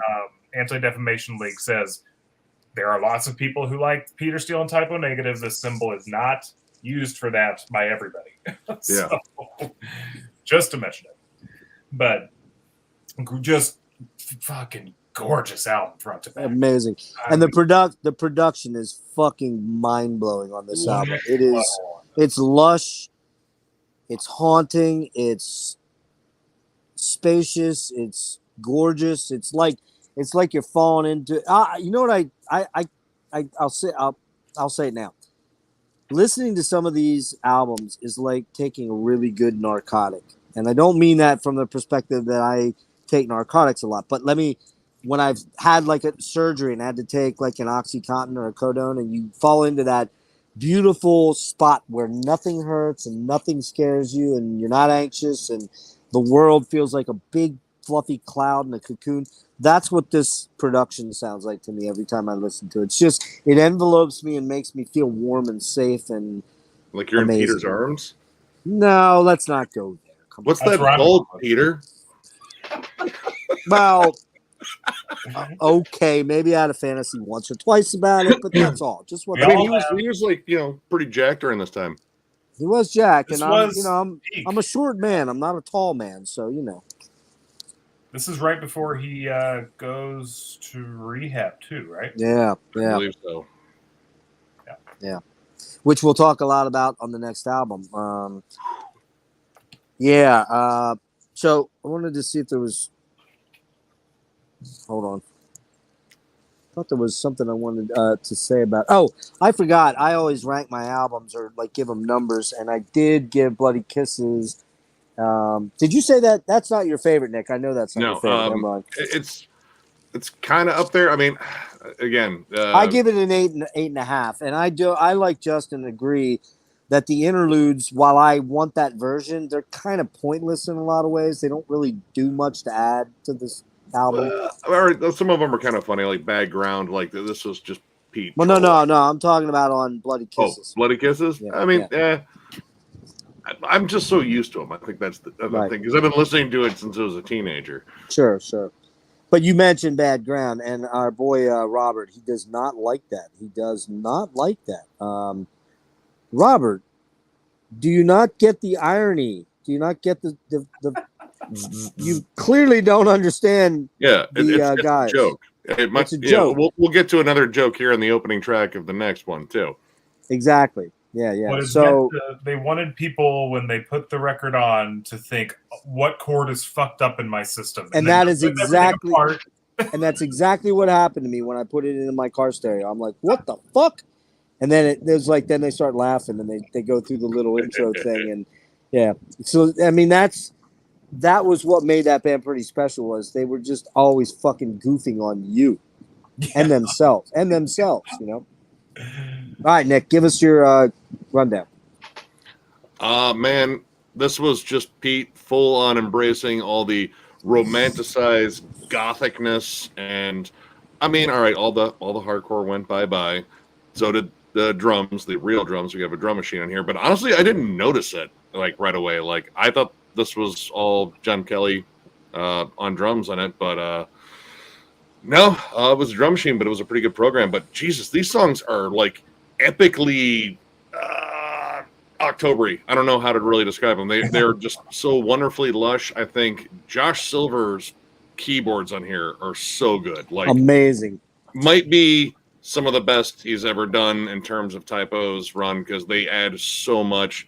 Pete is just embracing the whole gothic crooning and absolutely nailing it. Dude, Green Man, oh man, dude. Wolf Moon. Is there a better song about menstruation? I don't think there is. That's right. Praise of Bacchus. Hey, Bacchus. And I fucking despise Christmas music, but Red Water is amazing. Amazing, dude. It is dreary and bleak, but somehow, I don't know, like it's just sort of warming. Again, that whole like enveloping you and just the sound of it. Like this is like legit musical catharsis. Like you can just sit back and just sort of chill to this and embrace all those big, washy, heavy riffs. Bird Flowers Fallen's another favorite of mine. Like it's just a good, riffy, like kind of mid-tempo track. A little repetitive, but it repeats a good thing. So I don't give much of a shit there. Dude, in that song, he gets into that section. It's kind of like a trippy sort of Beatley, stonish, 60s a little thing. bit, yeah. And then he gets into the part where he goes, yeah, I think she's falling. And it just goes, and you're like, oh, give me more. Give me more. Like, again, that almost arena rocker, but it was done his way. 100%. And his way was keep it nice and gothy. Girlfriend's Girlfriend, I didn't initially like that song. I didn't either.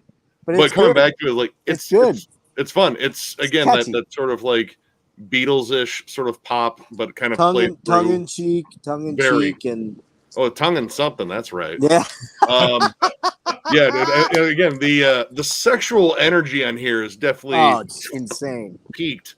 But I mean, dude, these songs are great, dude. "Love You to Death" is my god, man, up there with one of my favorites they ever wrote. Like amazing. I just think the songwriting here, again, they embraced something totally different. And they kind of took out an element that I really like, but they kind of honed that other element that they were exceptionally good at and did a great job.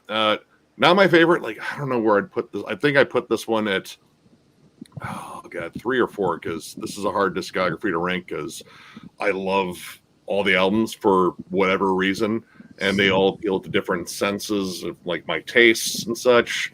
But this one, in terms of like going for singles, I think they nailed it, despite this not being as successful as Bloody Kisses. Like, there are legit great fucking sing-alongs on here. In Praise of Bacchus, I will put on that track any fucking time, and instant hooks. Well, as I said earlier on, I said the mark to me of a fucking killer great album is when you pick that album up and you start going through that track list, and in your head you're already singing the choruses or the verses or something in that song jumps out at you, and you're like, boom. Yep.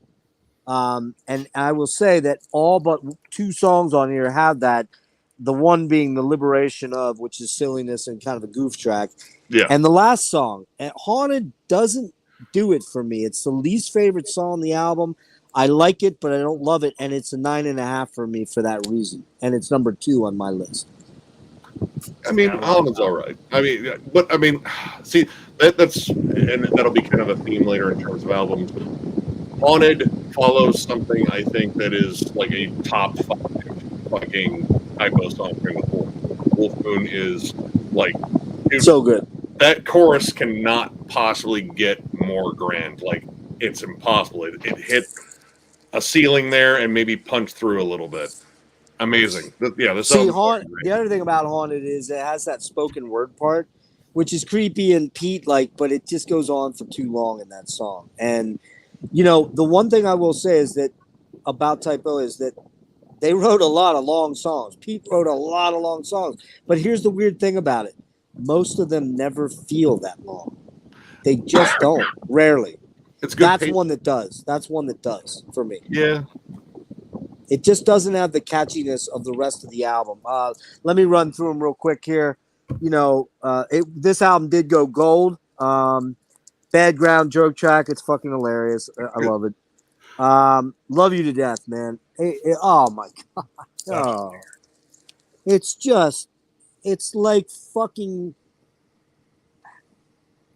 like having the greatest sex ever with your ears with that song. It's like having your ears. Like where you're sticking something in that. Do we metaphorically? Okay, all right. You didn't speaking. that part. You didn't let me finish. I'm not king shaming. Everything's about cocks and assholes and licking things tonight. Look at the thing we're deep diving. All right, so you brought this on yourself. Those melodies and those fucking harmonies that he throws in there are just let me love you to death. The part where he goes to death and it goes into the piano. Oh, and it's a digital piano, but it's. Wait a minute. Why am I echoing? You hear that? I'm getting echo here. It's just slight. It's not bad. But. I don't understand that. I was fine. What the fuck? All right. I think it's my headphones. Hold on. Let me disconnect. Okay. But yeah, it's just God. There's. Let me try this. How about now? Better. Okay. Yep. You hear me? You're good. Yep. Okay. Okay. Be my Judas. And I'm going to sing some of these. I don't give a shit. It's my show, so I'm going to do it. If you don't like it, you can tune out. You can leave if you want, but be my everything. It's like so good, man. The guitar on there has that cool fucking springiness and that 80s sound, and then there's I'll do anything to make you come. Ah, So every girl was like, Dude. Fucking Green Shred Man, used to sing that song and make eye contact during that point. It was like, dude, Shred, go to your room. Is that when you fell in love, or just No, he would No. just do that just to anyone that would look at him. Was like, don't make eye contact. Coincidentally, he also did show us all his butthole. So yeah. Yes, he did. There you go. So So real quick on that song, just the real Green fast. Man, when he gets into the part with the Green Man, it's so good, man. Beautiful. And I love the thing about Pete that's so fucking hysterical, which we didn't really mention, but you did it, Nick, was he's got a date at midnight with Nosferatu. Those rolled R's, man. He does all those rolled R's, and it's so killer, man. It's like a Brooklyn Dracula. I gotta say, man, I don't know. Oh man, I really have a hard time picking my favorite song on this album, but "Love You to Death" and "Red Water," man, it's right there. And Bacchus is in there, and Wolf Moon's in there, man. The "Red Water" is just God. It's so fucking amazing, that track. You know, when he goes in, "Oh, mistletoe, I'm seeing ghosts, red water." It's just fucking brilliant, man. Take that, Mariah Carey. Sounds of like ornaments falling off the tree and breaking while there's a faint little girl crying. Just like those choices. It's so specific and not something I wouldn't think of, like the sound of a breaking ornament being so like it would register so hard. You know? Yeah. It's just amazing, man. My Girlfriend's Girlfriend was probably, other than Haunted, and that's probably my lowest track here, just because it's kind of the radio track. But it's fun, man. It's a great tune. What else we got? Die With Me, man. Really beautiful ballad. Yeah. Oh, the acoustic part on that song is just amazing. Die With Me, we talked about it. Or not Die With Me. Burnt Flowers, the trippy psychedelic bits, and then I think she's falling. And then we got In Praise of Bacchus. The way that song starts. Hey, Bacchus. Oh. And the guitars, those suspended chords. She hates me. And then all those harmony vocals come in that. It's like fucking epic, man. Chants. Yeah. Wolf Moon. Hey, Wolf Moon. Oh. What's the verse go like? I'm trying to think of it. Why am I? Unholy water. Right. That's it. Unholy water. Sanguine addiction. Yeah. So good, bleeding man. Again. Yeah, so good, man. Haunted again. We talked about it. You know what I say here is you could argue that they became way more commercial on this album, and they did. There's no doubt about it. No doubt about it. But and they targeted their fan base though. Like this wasn't like wide reaching. Let's write like just the most obvious pop songs, but let's write songs for the people that we've already earned. Great point. Yeah. The most accessible album at this point. You could almost argue that it's overproduced in a way, but I don't think so. I think it's perfect, man. I just love this fucking album, and unfortunately, there's one album that's just a smidge better, and I know that's your favorite too, Nick, and we're about ready to talk about it and why. But this is right there, man. Like, if I only had to listen to two Type O albums, it's this one and that one. Let me put it this way. If the other album that we're about to talk to didn't exist and this was all I could listen to, I'd be a happy motherfucker. Yeah. I would. So, killer. And Justin, you said this is your favorite, more or less? Yeah, I say that, but then every time I look at another one, I'm like, yeah, but this one, I go to this one a lot. A 1A and a 1B sort of situation. I get there that you go. too. All right, well, show this one that you're talking about here, and I'll tell some facts on it. We'll tell you what. While you do that, I'm gonna go pee because I've been holding the pee for a while. I'm gonna grab a smoke. I'll be right back. Man. Do I have these? Yeah, I got these in the right order. There you go. World is Coming Down, which came out on September 21st, 1999. Again, this was Pete and Josh Roadrunner, and it was done again at System 2, I believe. And let me see what else. This was the first of their albums to hit the top 40. It actually broke into the top 40 in the Billboard 200. I don't have any sales figures on this, but I believe this went gold or platinum too. I believe platinum by now, I would think. You want to talk about this one, Justin? Yeah, so this album is a heavy listen. Oh yeah. Boy, you're talking about a 180 from beautiful, big, open ballads about love and banging and all of that into dark depression, everybody dying, which we'll get into that, why that's on here. But, Pete's coming off of an addiction and rehab, and I went to prison earlier than that, but it just coming off of a lot of really hard stuff. You can even tell in his picture, he was a pretty fit, bulky guy, and he starts getting a little soft around the edges. Not knocking him for that. That's a good point, actually. Yeah, you're right. He was very, very fit in the earlier albums, and he doesn't quite look that way there. Well, that's cocaine that he's coming off of, cocaine and alcohol. So he's just getting it. Things got rough, and he was in a really dark place. They had a lot of trouble writing this album, and then they never played it full live. I don't think played most of the songs, but goes back. Some joke stuff on here, which is weird. You get some joke tracks. The skip it thing on the first thing. Yeah. Yep. Then you also have sinus, liver, and lung, which were. But those aren't joke tracks. They're kind of really dark parts of the. The sinus one is the snorting stuff, and it's about cocaine, obviously. Well, it's supposed to be. So Pete's was sinus, because he thought he would die from cocaine. Right. I forget who had liver. That was from alcohol, and lung. I think that was Kenny. Because Kenny was drinking a lot. Yeah, and lung was Josh Silver. So they're very yeah. dark. I mean, very real. Kind of hard to listen to. But yeah, lots of themes of death.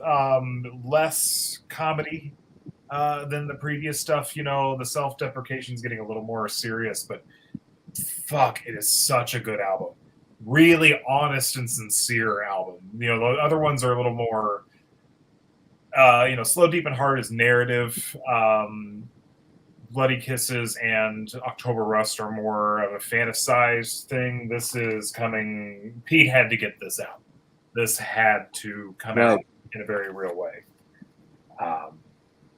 Yeah, super, super heavy. Let me see. Everyone I Love Is Dead. The sort of unofficial title track of this, because while he was going through rehab and going through all these things, he had a bunch of friends and family members die over the course of a year, which really sent him down a dark path. Then some other kind of strange ones. I know there's meanings behind some of these that I'm not as well versed on, but like Creepy Green Light has a story behind it. Everything Dies, same theme, just talking about how there's no hope, everything dies. Who Will Save the Saints? Great fucking song. So Such good. a good song. Getting, that kind of gets more into that pop music too, for how heavy the dark themes are in this album. It still is really leaning into those hooks, pop kind of rock driven. There's a ton of very catchy hooks in this album, even though it's super dark. And Drew, you must have missed the beginning, man, because I talked a lot about Pete as a songwriter. I went on and on about what a fucking amazing songwriter he is, and frankly, for being a metal band, they're not really that metal. They're more of a pop band, quite frankly. But as a songwriter, Nick, I'm telling you, I play guitar and I write songs, and they are a pop. Most of these songs are pop songs. Granted, they're couched in a lot of doomy riffs and Sabbath riffs and Beatles chord progressions and things like that. But yeah, I mean, definitely.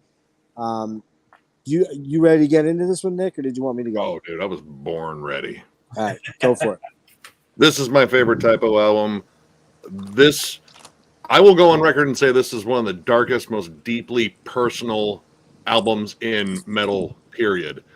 This digs a hole of fucking depression all the way to the center of the earth, and you can really feel this. This was like Pete at probably his darkest.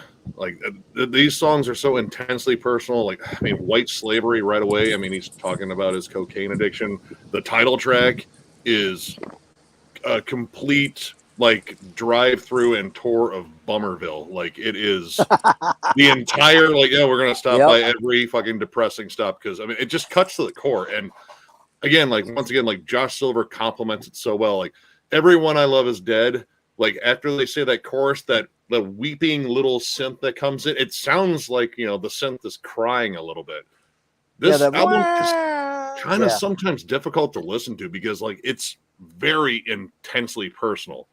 But I love it. Like I think this is their best songwriting. It's not only like sonically heavy because I think the guitars got way more just heavy on this. Much everything doomier. did, but the subject matter, like you feel the weight of this album.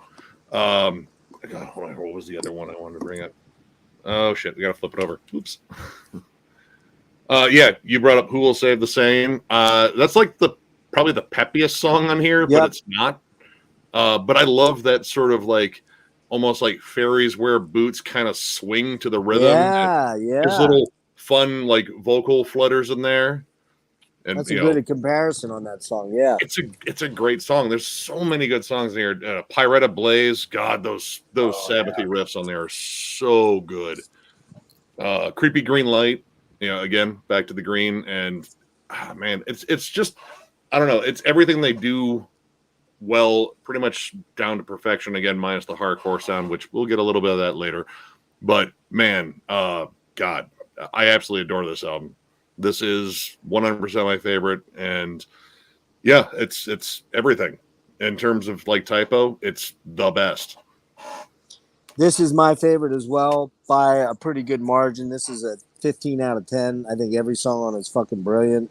Even the cover, even the Beatles stuff, which I could live without it, but I love it. The artwork is, I think, the best artwork that they had too. I like Bloody Kisses a lot, and October Rust is kind of cool too, but I love this artwork. It is so evocative and so cool looking.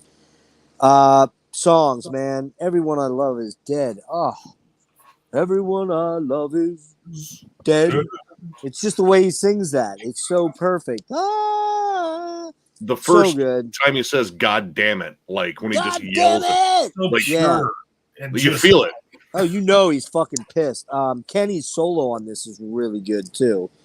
And that saturated, gorgeous guitar tone on this album is so good. It's so good. It's darker and heavier than it was on October Rust, where it was prettier. It was prettier on the last album. It's more visceral now, and it's a little bit more biting, but it's still so thick and fat and beautiful. Who Will Say the Same, man? Who will say the same? So good. So walk on by, a tear in your eye, say isn't life strange? World Coming Down. Holy fucking shit. Dude, the end of that song. Oh. Man, when he goes into that part where he goes, coming down, and then it goes into that down, down, down, down, down, down, down, down, down, down, and it just does a ooh, and you're just like, fucking A, man. The Kick me in the refrain face. of my whole world is coming down. Oh. Just What's real that, quick, Justin? this is the first album where you hear Peter sing from his gut. Like, he was singing metal and Slow, Deep, and Hard, but this is really coming. Well, he was crooning a lot on Bloody Kisses and on October Rust. Here, this is deep, dark, fucking anguish coming out. Yeah. In most of the tracks. I love Creepy Green Light, man. I love the bass on it is so fucking cool, man. And it's just such a cool track. For the green light. It's just, it's so good, man. Love it. Piano piece that. But I gotta say, man, my favorite track on this album, Everything Dies. It's just the most amazing ballad I think he's ever written, I think. It is just... Him running through the list. Like the list of people. Like him running through the list. Like that makes it like a more personal connection, too. It's an anthem, and it's anthemic. That Everything Dies. And the keyboards, the ascending keyboards, and then, it's just a beautiful, beautiful song. We got an interlude. Masterful. What do I have there? Just a masterful doom track, but super beautiful. Pirata Blaze. Again, it's the probably my least favorite track on the album. It's the single. I like it, but I think it's kind of the gratuitous "Can we get on the radio" song, even though it's like 7 minutes long, I think, or something. Um, oh, oh, Yep. oh, All Hallows Eve. Yep. Yeah. Come on, come Yeah. on, get the fuck out of here. How do you end an album? Frankly, get rid of the Beatles stuff and just give me All Hallows Eve at the end. Just pump the brakes there, because when they get into "She's So Heavy," Oh, that's true. Good point. yeah. Good point. Good point. I forgot about that. Yeah. All right. So this is Pete's personal diary about drug addiction and trying to keep his sanity, mental. He had bipolar, I believe, as well. I'm stealing this from a Rate Your Music. If you're watching, Guy, you're not. I know because you wrote this in 2013. But you guys ever read reviews on Rate Your Music? Okay. Nah. I really go in there sometimes to help coalesce some of my thoughts, particularly now that I'm not that well. And this guy said it so good. This guy said Sepulchra 2 2013. TON right. Oh, wait. Typo Negative wrote some serious songs before, but not on the grand, uncompromising scale they did on World Coming Down. That's perfectly putting it. Yeah. This album portrays loss and the consequences of self-hatred and alienation. This is my part. His part was they wrote serious songs before, but not on the grand, uncompromising scale they did on World Coming Down. My part is this album portrays loss and the consequences of self-hatred and alienation, and the I can't read my fucking writing. The doomiest aftermath. That's it. The doomy aftermath.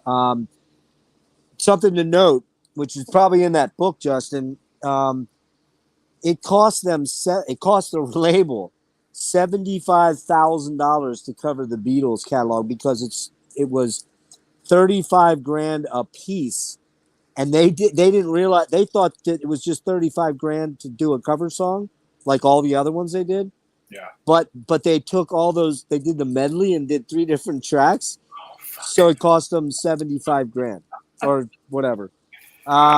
Shit. The band was going to make them pay for it, but Josh Silver fucking just went crazy on the.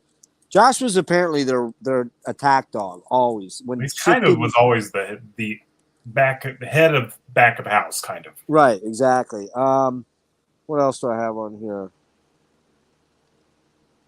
Oh man, and on All Hallows Eve, I love the chorus with Kenny on the vocals, man, where he does the All Hallows Eve, and then you got Pete snarling vocals throughout the track. Like I said, this is a 15 out of 10 album for me. I love October Rust. I love Bloody Kisses. But this album was, to me, their high point. And there's 2 good albums coming. One that really surprised me a lot. But this World Coming Down is just, when I reach for Typo, I almost always grab this album. It's just, it seems to always come out. And it's a masterpiece to me. It's a fucking masterpiece. So I'll even say the interludes too. Sinus yeah, Liver they're cool. Lung. I don't skip them because they actually kind of work with the, because these are all things that are like failing on him. Like these are the health consequences too. It's again like it's just such an immersive album. I mean, it's immersing you in pure fucking misery, despair. It's really good. Well, it's killer. And how I don't like that in the Bloody Kisses album, I think it's essential on this one because it's like get comfortable in the music and then you get hit with these really, they're hard to listen to because I'm like, fuck, I need to quit smoking. I need to quit drinking. Like it's scary. Real quick to add something here. Oh no, I'm sorry, not to that. Never mind. I was looking at a different note of mine. My bad. Moving on real quick. We got Least Worst of Typo Negative. Comes out 6/21/00. I do not have it. I don't know if anyone else does. Doesn't matter. Only thing to note on there is that there's 2 versions. There's an edited version that's 66 minutes 45 seconds, an unedited version at 78:22. And the unedited version has It's Never Enough, which was a World Coming Down unused track. 12 Black Rainbows, which was the single B-side to Everything Dies, and Stay Out of My Dreams, which was an unused World Coming Down track. I'm almost tempted to grab that for those songs, but they were probably off for a reason, I would guess. I might get it. Real quick, God damn it, Jeff. Why do you fucking write so sloppily? All right, I'm not... Man, I'm so close to getting it. All right, anyways, break it down. Let's move on. That's much easier. Let me see. Yeah, that's how I do my shit for at least like rankings.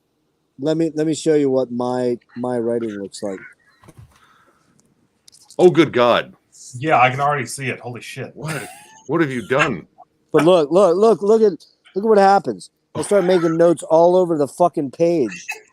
Like everywhere I start making notes, and it's like it's a fucking trash. The fact that I can read most of it has got to be like weird. Anyways, all right, so we're moving on.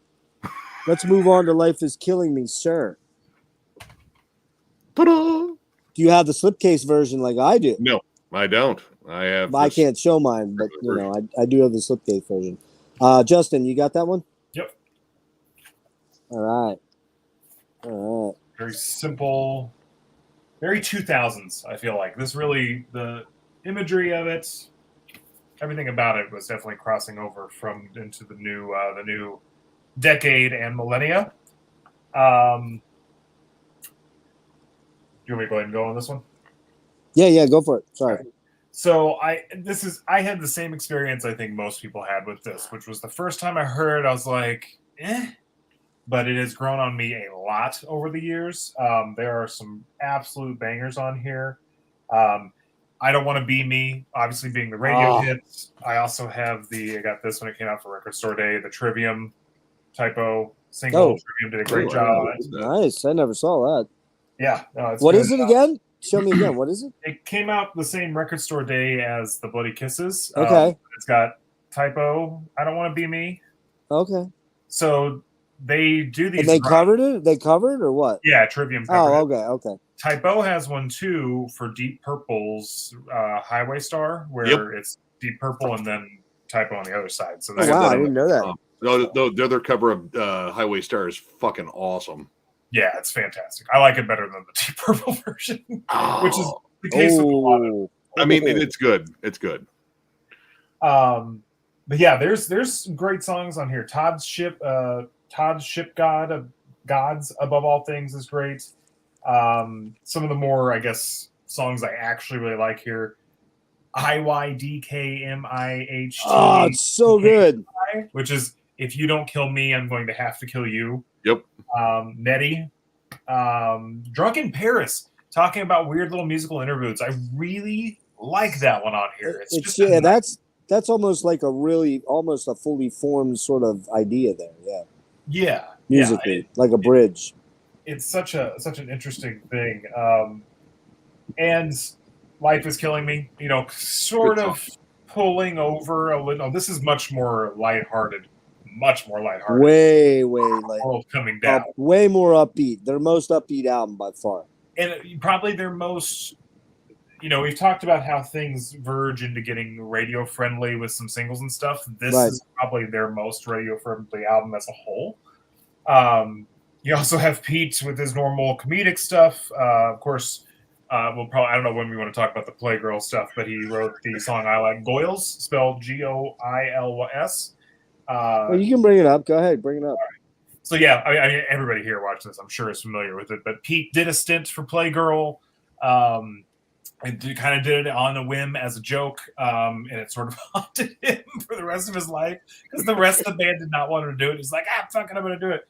And then, of course, he discovered that Playgirl is predominantly bought by gay men.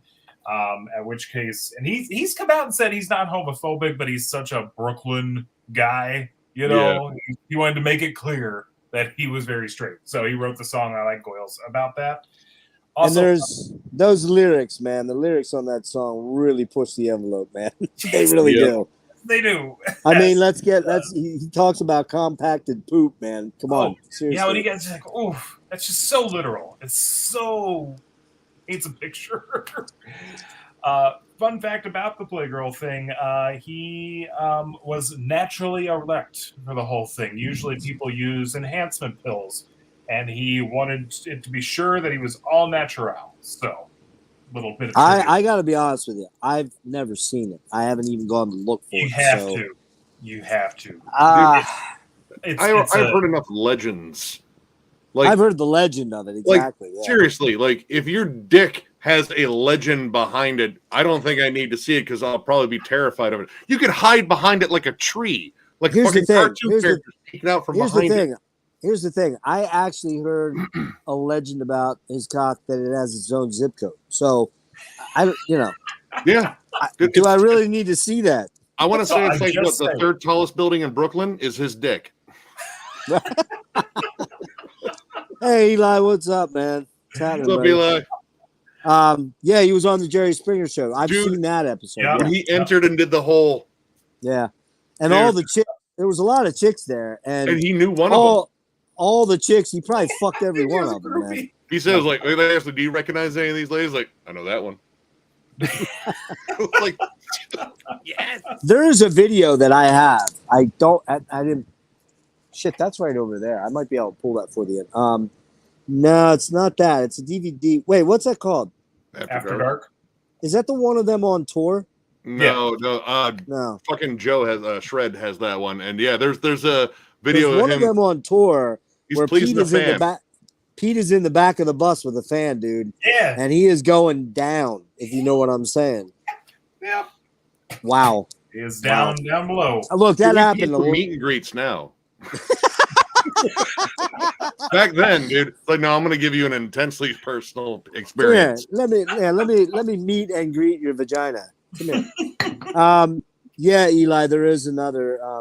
This guy here, right here, is Eli, right?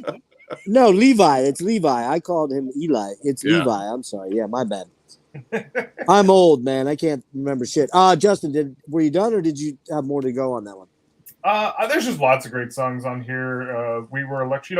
It's a great album. It's a great album. Well, okay, since we talked about like Goyles and the lyrical content about that, we got to talk about one other one. We got to talk about Angry Inch.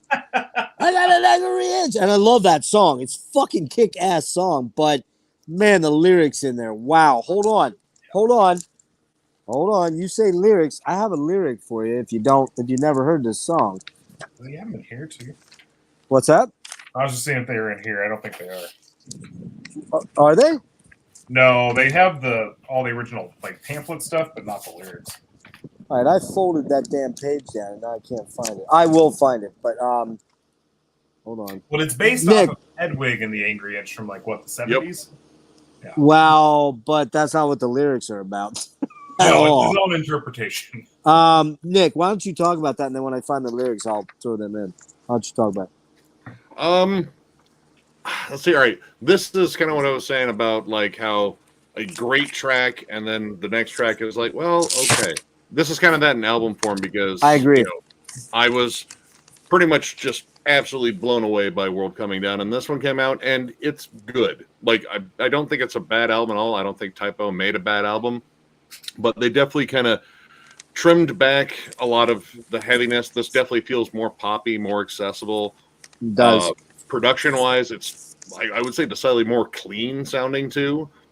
And, I mean, they still did a good job. Like, I love I Don't Want to Be Mean. I think the music video for it is absolutely hilarious, too.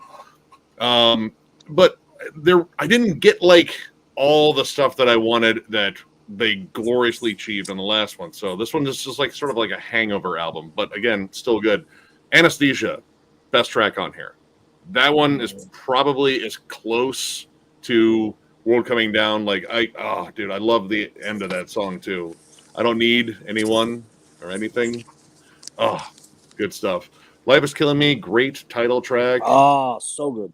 I believe Nettie is about his mother. I love that song. It's beautiful. A Dish Best Served Coldly. Really dig that one, too. We Were Electrocute. I'm not a fan of. And, yeah, that one's just, it just doesn't do much for me.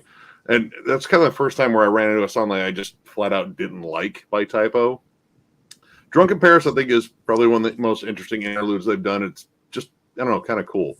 But yeah, like as a whole, like this album just kind of feels a little bit uneven, like kind of overall. Yeah. Like it's not bad. It's just I think it kind of suffers from a bit of a hangover. I think Pete said this was like his midlife crisis album because I think he said he was 41 when this came out.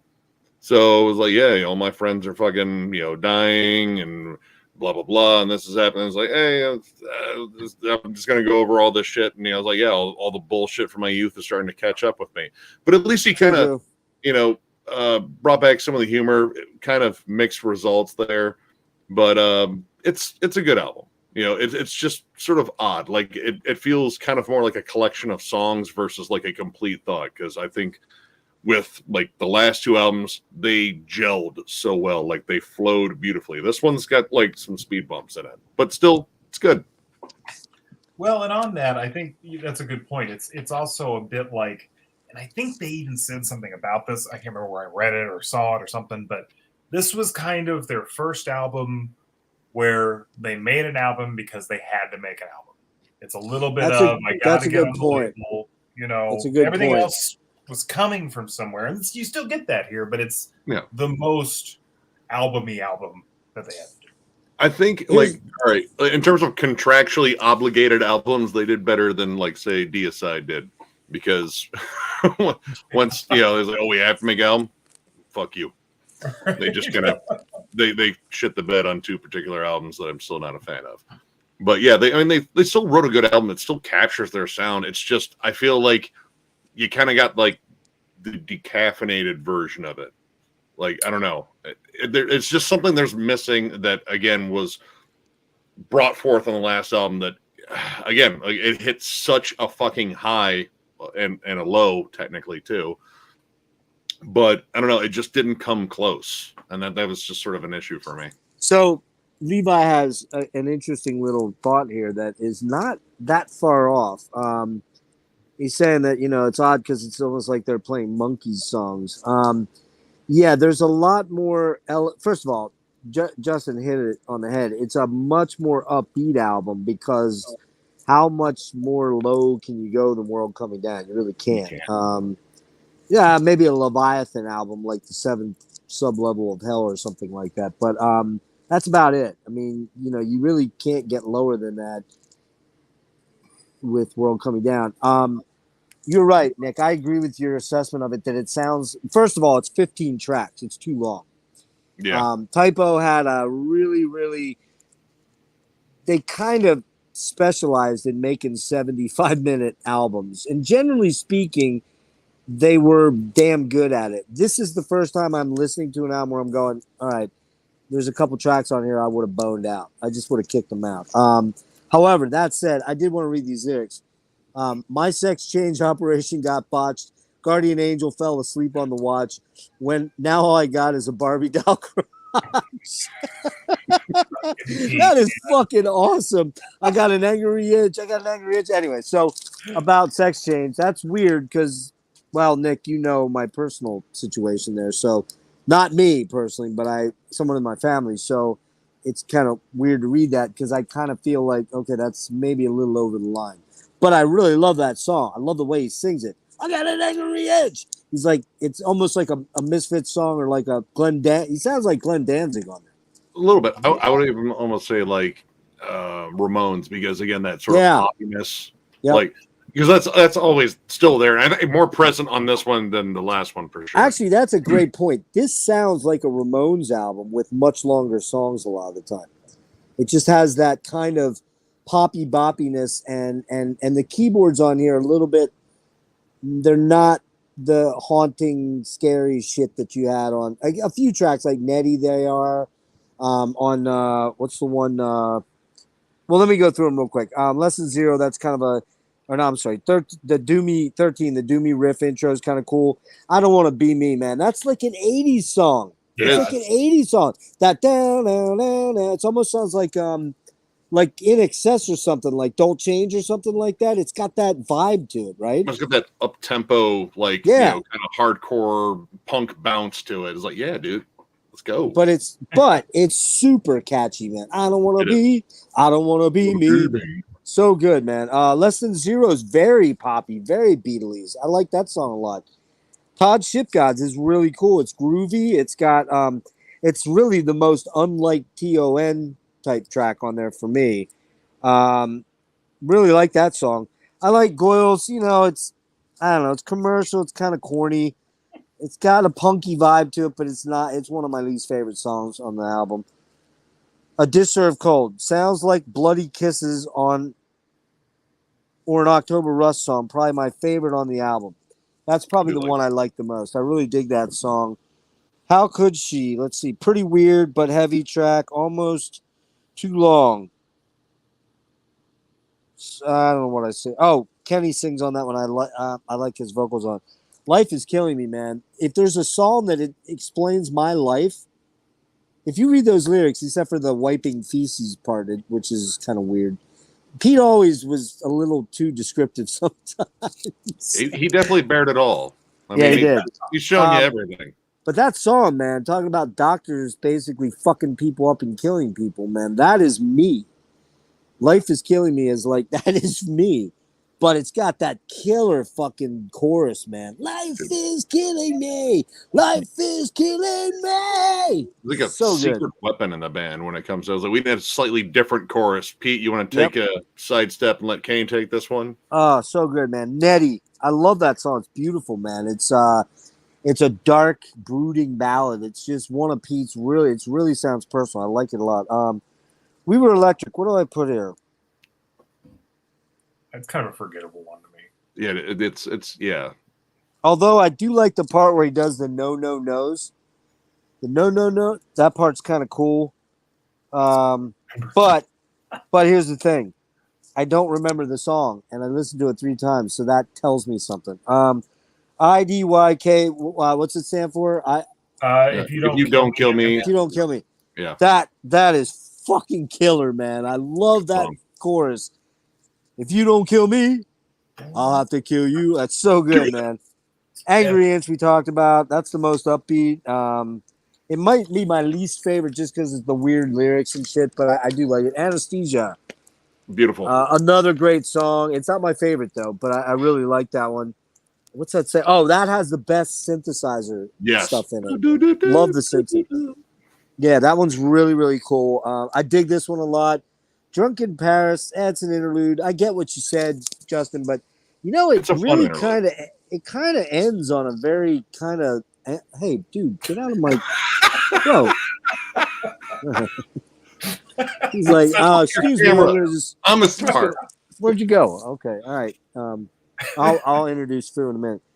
The last song, man, I just think it ended on like a anticlimactic note. That song just kind of it's just there. But that said, I give it a 7.5 out of 10. I like it. Overall. I personally think it should have ended on anesthesia. Just how that song outro is just like, it's perfect. Like you've capped off exactly kind of the vibe I think they were going for in it. I agree. It does end kind of weird, and it's just kind of a bummer. This guy here, King Igor, you came in a little earlier, and you're like, when people say Opus albums, blah, blah, blah, were metal, it's confusing. We, if you've been watching, you came in late, dude. We've been talking about these albums. We talked about the pop element of it, and we all love it. None of us hate that. We love it. We talked about how great really it is. It's really what makes this band so fucking special to me. I really is.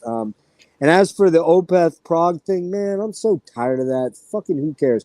I love both the eras. And I don't know if you guys saw, but they did the first show for the hand-picked thing, and they did the full Black Rose Immortal last night, the whole song.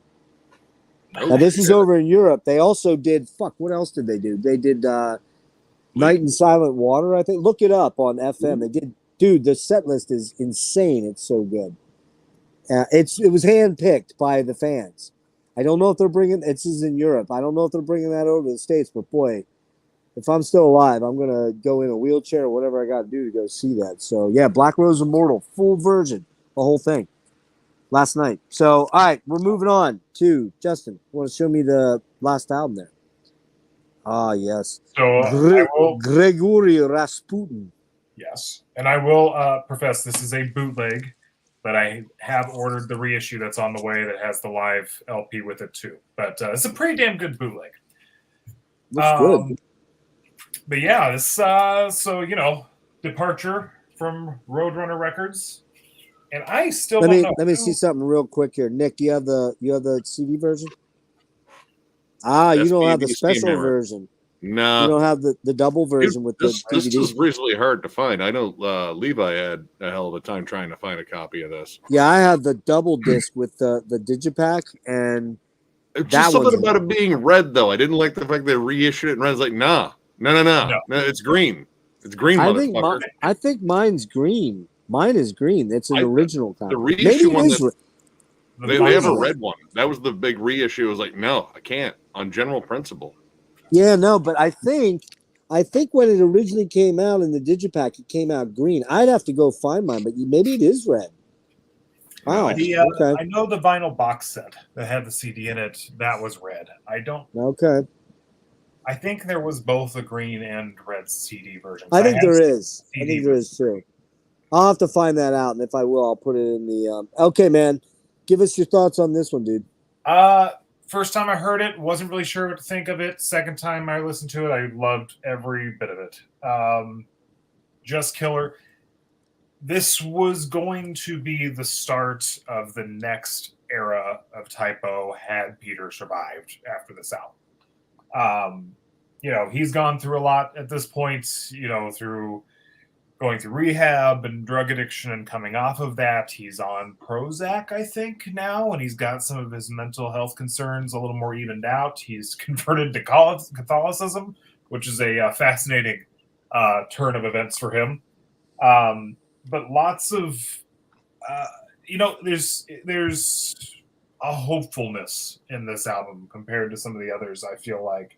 Though you have plenty of the typical dark stuff with Typo. I mean, the title of the album, Dead Again, was based on when he had been sober from cocaine for a while and then used again, and how he felt like it was just completely restarting from all the progress he had made, and he had died again, basically. Yeah. So that's, there's still plenty of darker stuff here, but also riffage, like an Ode to Locksmiths, Halloween in Heaven. Great. Oh, this I love that song. My wife's favorite album too. She loves Halloween in Heaven. All sorts of great stuff. Dead Again, of course. Tripping a Blind Man. Nice. Tripping a Blind Man. Yeah. Prophets of Doom. It's just a great album. It's still. So sort of like how Slow, Deep, and Hard to me feels like it's a little bit on the outside of the realm of Typo Negative. It was like a crossover between Carnivore and what Typo Negative became, sort of a standalone album. I feel like this is the end cap on the other side, where you've sort of moved out of the 90s and early 2000s Typo. And like I said, this was going to be the start of the next generation, the next decade of it. But really, really killer stuff. Do y'all know what label it was they moved to? Steamhammer. SPV Steamhammer. Yeah, Dutch label, I believe. Yeah. Netherlands. Yeah, Dutch. Yeah. And here's the story on that from Johnny Kelly. They were a pretty big cash cow for. James, yes, I really do like Dire Straits. I love Love Over Gold. Communique. I pretty much love all Dire Straits. Martin Knopfler is a fucking monster guitar player. Yes. Do I listen to him a lot? No, but I love him. And I'm one of those guys that when Sultans of Swing comes on, fucking jam that tune loud, man. That's some great motherfucking playing, man. So yeah, that's that. So basically what happened with Roadrunner was that Roadrunner offered them money, a certain amount of money to re-sign, and they wanted them to re-sign because they knew they were a cash cow. And Josh and Peter were like, no, we want more. And they said no. And it was a hard no. And SPV came in and offered them more money. And they were like, you know what? We gotta move. We gotta go. And so they left for Steamhammer because the offer was considerably larger cash-wise. And Roadrunner tried to play hardball with them, and I think they probably regretted it. I don't know what this album sold, except it came out 3/13/07, System 2 again, and Bento Studios, also Studio in the Sky. These are all Brooklyn places. Josh and Peter doing the production, but really important thing to note on this, and this is crazy. I was shocked when I learned this. This is the only Typo album that has live drums on it. Well, since Bloody Kisses. No. Slow, Deep, and Hard? Nope. They were all using well, you might be right. Maybe you're right about October that. Rust is where they brought in the drum machine. I think you're right about that, actually, now that you say that. I mean, Johnny played everything live, but he programmed the drums, and they did them all at Josh's house because they could then get in there and edit shit out and change stuff, because a lot of those longer tracks. I'm going to look into that, though. I could have swore, though, Johnny said that this is the only Typo album that ever played. This is the only one that he ever played on. I might be right. You might be right. You might be right about that. My bad. It is. You're right about that. It is, because when Sal, he played live drums on Bloody Kisses and everything before, then he left. And but here's the deal. This went to number 27 in the Billboard Top 200, so it sold well. It had to.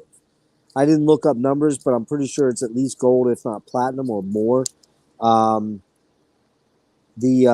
was the OG length on this thing was 77.28, and then there was a Best Buy exclusive. It was only 42.58. I did not look at what they took off, but man, there really isn't much on this album I would take off. There might be one track I would probably, maybe one, maybe two tracks, but all right, Justin, you got more on that, or was that pretty much? That's pretty much it. I'm curious to hear your thoughts too, because this is always the album that everybody's like has some extreme thoughts on. Go ahead, Nick. I can't imagine any extreme thoughts on this, because I think this album is amazing.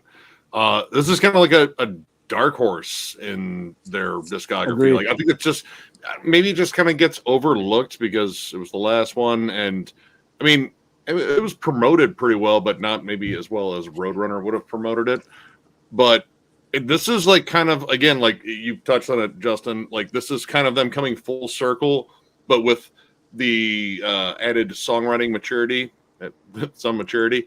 Like it has that energy again, like the punk and hardcore elements are here, but all the doom elements are here. It still has the goth rock elements. Like it's kind of a perfect blend of everything that they did over their career, and it's done exceedingly well. Dude, Prophets of Doom, Prophet of Doom, my bad. Oh.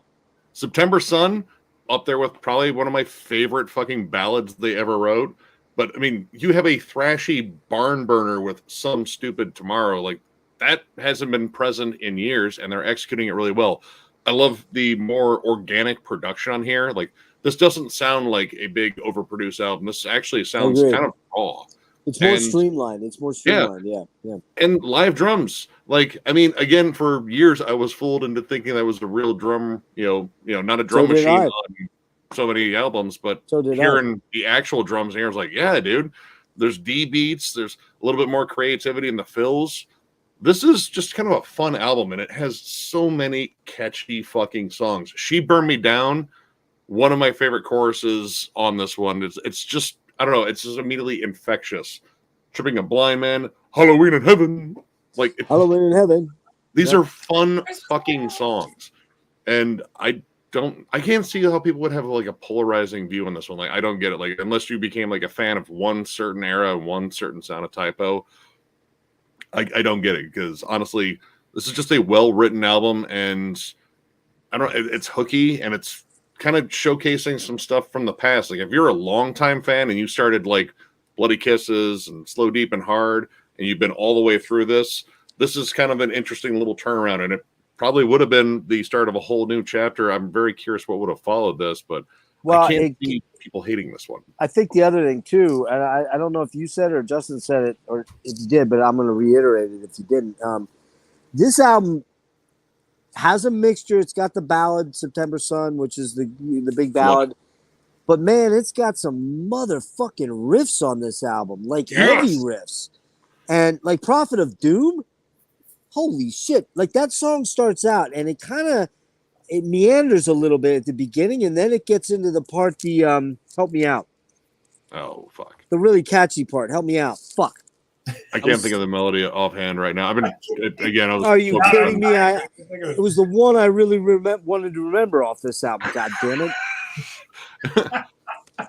If I jam it, it's just going to get super fucking loud. All right, who has a phone? Pick your phone up and go to about 3 minutes in, Nick, and find that part for me quick. I got to hear that part or I'm going to go insane.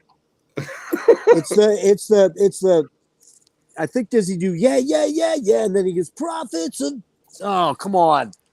Fuck me, man. I got you here. It's about 2 minutes in. Yep. Let me find it. Or maybe 2.5 minutes. 2 minutes. Try putting it on real quick. On your head. Nope, stop it. Go a little further ahead. Maybe to 2.5, close to 3. I love the gruff vocals again, too. Oh, yeah. There it is, right there. That part. So good. Shit. I got it. Ay. God damn, the prophets of doom. I forgot all about that part. It's so fucking A, man. That part just kicks me in the fucking head and makes me say more. It's so good, man. Like, that live would have been so killer, man, to hear that. I didn't get to see it. I got to see him on World Coming Down. So you saw him twice? Yep. The other time was in 2001. That was with Cold Chamber opening up. And this was they were touring on World Coming Down. So they had the giant banners. Oh my God. It was the bleakest, amazing. Dude, it was so goddamn good. And they even squeezed in a carnivore song just for shits and giggles. Nice. Listen, Nick, I got one thing to say to you, man. Fuck you. I don't want to see your penis now. So there. Jeff, don't be like that. That's I got one other thing. The stream was. Hold on, I'm gonna send you a nice text. Make sure you open up your phone. Yeah. Okay. So I have one more thing to say. The prophets of doom. Fucking love that part. I'm gonna sing that all night tonight. All right. I can't believe I died tonight. Oh God, I'm dead again. That's a rockin' motherfucking. That's almost edgy, punky thrash again. You know, you're getting into that territory. The energy in this album is completely different. Like, I was kind of surprised how up tempo it was, but it's still packed. But it's still dark. But it's still super dark and gloomy, man.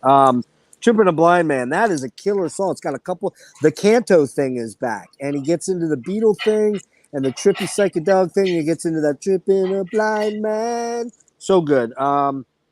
Prophets of Doom, we already talked about. Fucking, oh my God, fucking that song. And then that goes into the psychedelic part. Remember the psychedelic Beatle-y, we talked about that earlier. Strawberry Fields Light section. You know, when I listened to September Sun 2 or 3 days ago, I struggled for a few minutes. I was like, man, this is so, I don't know. But man, you know what? It got me. Especially because of Kenny's vocals, man. When he does the la la la la la la la la, and it's like powerful. It's kind so of like an 80s like power ballad, except not fucking pussified to death. But it's also 12 minutes long or 10 minutes long, and you're like, you never think it's too long. 9 minutes, 9:47. 9:47. So 10 minutes. And then, as if that wasn't good enough, let's talk about Halloween in Heaven. Halloween in Heaven! But let's talk about that 14 plus minute song on there. These three things. Holy fucking shit. That starts out like a Sabbath nightmare. It's just so fucking doomy, man. And it's about abortion, man. And it's very, very, very, very like in your face about it. Pete's not mincing words. He was anti-abortion. I don't know if somebody had an abortion that he was with, and I think it's that Catholicism thing where he it might be. That was kind of like. But a lot of times talking about Catholicism. Let's see. The mellow sections on there. There's that down, down, down, down, down, down, down. So good, man. So 80s sounding, but so fucking good. And that song, 14 minutes, give me 14 more. I'm good with it. I will say She Burned Me Down. That's probably my least favorite track on the album. But hold on. The wait a minute. Oh, the middle section gets kind of strange for me, but I have to re-listen to it. An Ode to Locksmiths. That's the guitar riffs on the odes for An Ode to Locksmith. So goddamn catchy, so goddamn good. What did I miss? Some Stupid Tomorrow. I love that song. That has some death metal vocals on it. Kind of. Like, they're gruff. It's super growly. It's a thrashy fucking pit spinner, like. But it's a growl, dude. It's a growl. Yeah, for sure. I mean, when was the last time you heard at this point in the timeline? When was the last time you heard Typo write a fucking like pit spinner? Like it's been forever. Like this is like I was mopey earlier, but now I kind of want to kick the shit out of someone. Kenny's vocals on that song are fucking badass. Hail and Farewell to Britain. Solid ending track. Let's see. God damn it, dude. I can't read that last thing. So you want to hear an interesting fact about when Kenny was chosen to sing various parts of Typo songs? Go ahead. So Pete pretty much had the final say when it came to the artistic aspects of the songs, you know. Josh was kind of the business guy. Pete was the art guy. So anytime they'd be in the studio and fucking Kelly would come in and be like, I don't know about this part, man. Pete'd be like, okay, cool, you're singing that. Every part he sings is a part he bitched about. No shit. and then Peter made him sing it. Every single album, every song.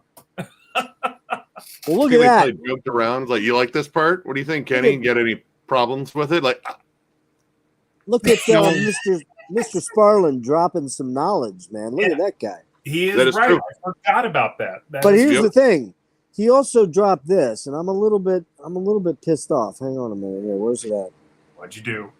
Well, he dropped this.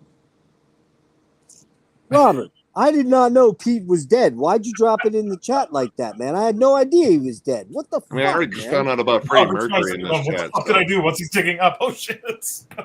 Robert's always dropping these death notices about people that I'm not aware are dead. What's up with that? So wait, you mean it's not going to be more Typo Neg albums, dude? Oh my god! Yeah, definitely, Robert. That's definitely, yeah. Eli, I got to re-listen to that because that's the one song I probably jumped over again a little bit. Yeah, man, it's great. I agree. Samuel, thank you so much for that, man. I think this stream has been rocking too, man. We're wrapping up soon, but I got some parting thoughts and we'll maybe look at a few quick things here. I got some info to drop to you guys. Dreadful, when's Dreadful gonna be on? Dreadful who? Minutes? Oh, Rick? I got to tell you something, man. Straight up. Rick is the benefactor for all streams that are happening in November. He paid for 1 month of me having the paid plan, which means I can stream unlimited. So Rick is, Rick, you guys know how much I love Rick. Rick's like fucking my dude, man. And I have invited him to every stream that I do practically, and he's got a lot going on. He's at Catatonia tonight. Nice. So yeah, man. So Pete sounds like it's fucking love it, man. I love that song. Did I tell you how much I love Prophets of Doom? I think we went into that a bit. Let me just tell you how much I love that song. Never mind. Everyone's going to watch the stream and go, man, that guy that sings all the time, what a fucking weird dude that guy is. Because he can't sing for shit, man. All right, what am I saying? All my buddies went to see. Yeah, man, I tell you right now. Okay, so here's my Typo near miss story. And I think you have heard this, Nick. Sorry if you have. So they played Dracula's Ball in Philadelphia on October 31st, and I believe it was, I want to say it was 2000 or 2001. That's a large testicle. Sorry. What's that? Dracula's Ball? You said Oh, Dracula. Dracula's Ball, yeah. Ah, You're so funny. And here's the deal. I got tickets for it, and my wife at the time, now my ex-wife, her father went into the hospital and died that night or that day. And here's what I was faced with. I had a 7-year-old and a 5-year-old at that time, or maybe 6 and 4. It was one of those two. And my wife was having to go. One of her sisters lived in Philly, and one lived in Boston. They had to come down, the mother and all that stuff. And man, I gotta tell you guys, I struggled mightily because I fucking wanted to go to that show. You knew who opened that show? Or no, I can't remember who opened, but it was the Pantera show that's on the internet where they're throwing all the shit at the Trocadero. I had tickets for that show. That's on this one. And I went to my when was that date? 2001 or 2000? Does it say what that show was? It's one where they have all the shit on stage. Yeah. Yeah, it was at the Trocadero in Philly. I'm 99% sure. Maybe that's not what's on here because this came out in '98. So, well, then maybe it was back. Shit, I don't remember. I'll have to look that up. But I went to my wife and I'm like, hey, I got those Typo Negative tickets, and she's like, if you fucking go to that concert and leave me with these kids right now, I am going to your shit will be out front on the porch when you come home. She wasn't kidding, man, because we were already having some issues right around then. We had some, we ended up divorcing about 2 years later, but she was not fucking around. I think if I would have gone to that, and man, did I have a night that night. I'm like just sitting there going, man, the only time I wanted to go see fucking Typo Negative, and I fucking had to stay home. It was terrible. So that's the only time I came close. So some parting thoughts, and I just want to run through this, and then you guys can do your thing. Typo very much were of the time, that era, that 90s era, particularly because of some of the subject matter that things opened up a lot right after the PMRC, and you could say fuck, and you could talk about drugs, and you could do, all that kind of stuff. But I do think that in today's climate, man, it would be like Pete would really be vilified online a lot. There would be all kind of, he's a misogynist, he's a fucking, homophobic, blah, blah, blah, blah, blah. I'm sure there are still people that think that based on the fact that a lot of his lyrics were very aggressive, but they were generally usually tongue-in-cheek fun.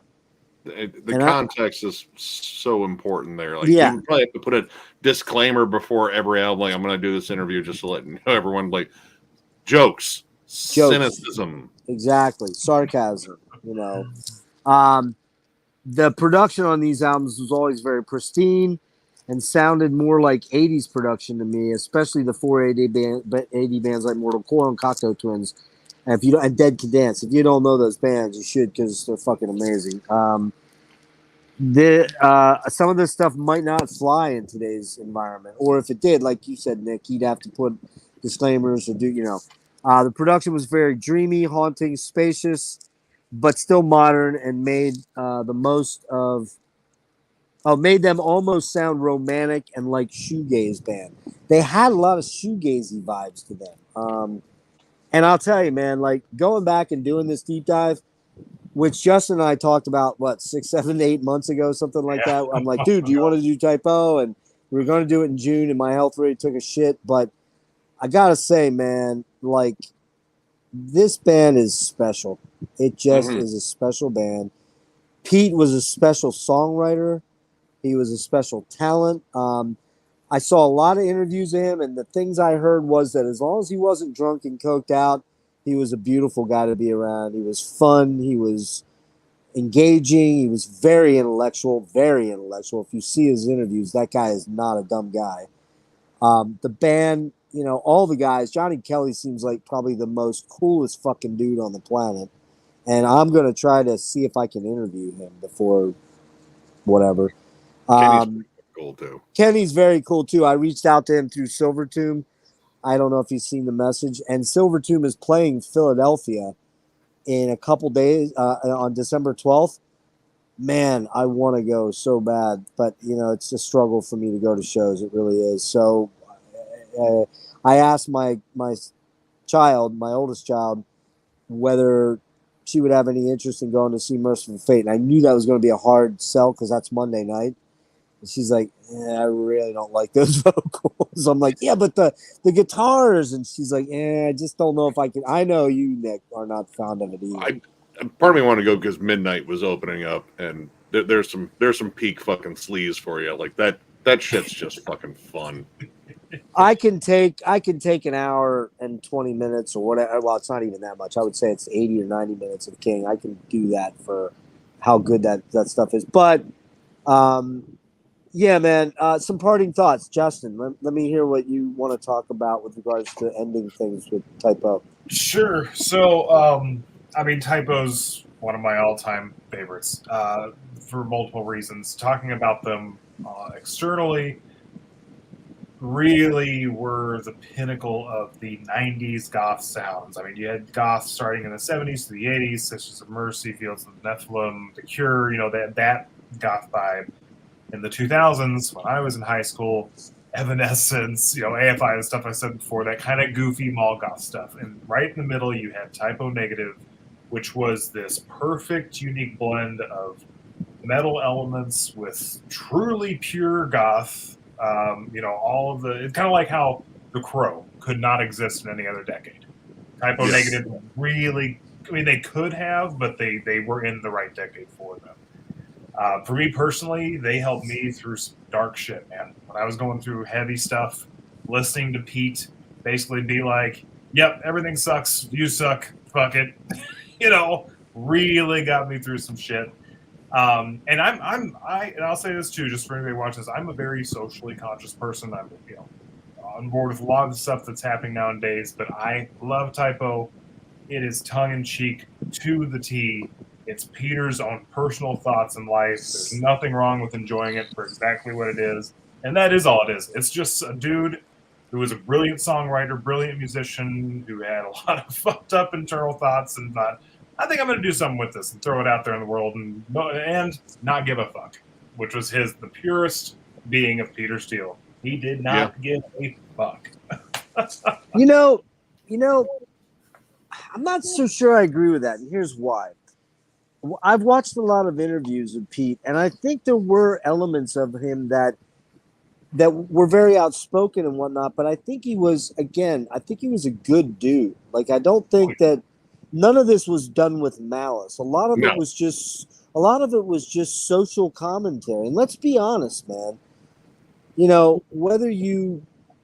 I grew up with and still live with a racist. Okay, this guy still calls black people the N-word regularly, and I used to hear him talk about Obama and say someone should kill that N. So I always heard that, and I'd be a fucking liar if I said I never used that word, because I did as a younger person on occasion. Not a lot, but on occasion. And now I find it very reprehensible. I used to use the F word, the F-A-G word, with my buddies, because I came from, you got to remember, I'm 57 almost. I'm not a young guy, and I came from the 70s and 80s when that was a very common in the 80s to use that word. Yep. And when it slips on occasion, man, and it's rare, but when it does, having a daughter who is trans, it makes me feel very bad. But I will say there are things going on somewhat, the wokeisms that I'm not down with. I'm not down with if you make a blonde joke that you should be castigated and thrown into the fires of hell. If you make a dumb blonde joke. I'm just, everybody's offended by everything now. Everything. And yes, there are things that are offensive that go too far. Racism, sexism, misogyny, things like that. But God damn it, people, have a motherfucking sense of humor. Yep. Because life is short and life is killing you, whether you know it or not. You could be like me and have a terminal fucking illness that is really creeping up on me hard, and it could all end very quickly and very fast. So have a fucking sense of humor. That's what Pete did. He had a sense of humor about a lot of things that were okay. Some of them were socially touchy. Even in the 90s, a few of those things were becoming socially touchy. But it was rare that I think that Pete was ever this. I think he did give a fuck, but he also was like, look, man, any day it could all end. So just fucking have a laugh. Oh yeah. And he many times when you listen to him in interviews, he was even aware of some of the stuff. He's like, look, man, I'm just saying, I've been through some shit and I'm talking about it, basically, Well, and he was also not a shitty guy. and I mean, when you hear Kenny and Johnny talk about Pete, they do say, look, a lot of times people just didn't seem to get the comic element in it, and we don't get why that is. Like, how can you miss it? Yeah. How can you miss it? We grew up with this. Oh, sorry, go ahead. Oh no, that's the thing we grew up with, that we knew, like, it was, like for an outsider perspective, you might think he was serious. But if you've been listening to him for a long time, you kind of get the joke that, like, yeah, there's a ton of dark humor in here. And, I like dark humor. I laugh at tons of inappropriate shit all the time. And, but it's conscious. Like, I know it's just humor. I know that this is this is a dark subject. And, laughing at it is maybe taboo. But I'm probably going to do it just because I'm a little broken. But yeah, Pete just sort of embraced that. And, none of it was really malicious. Like, none of it came off as like, this is how I feel and fuck this group of people and fuck this group of people. It's like, no, this was just like, yeah, this is just social commentary because I've lived through all this stuff. This is just my perspective. And this is where I'm at right now. Years from now, this might not be where I'm at. And honestly, there's a lot of fucking bands that look back at, like lyrics and such, music. It's like, oh man, I was in a really fucked up place back then. Like, I had a brief conversation with Devin Townsend about City, and he was like, man, I was just pissed at everything. I was like, yeah, no, you can hear it. It's one of those things, but like Typo for me is, I don't know, they were like just this interesting bridge. Like, it got me more into the goth stuff. I was already a metalhead. It got me more into hardcore. Like, when I heard like the more hardcore sounding stuff, I started to get more into like bands like Strife and fucking Sick of It All and, all that shit. They were a good amalgamation of like a lot of cool shit musically that was happening in the 90s.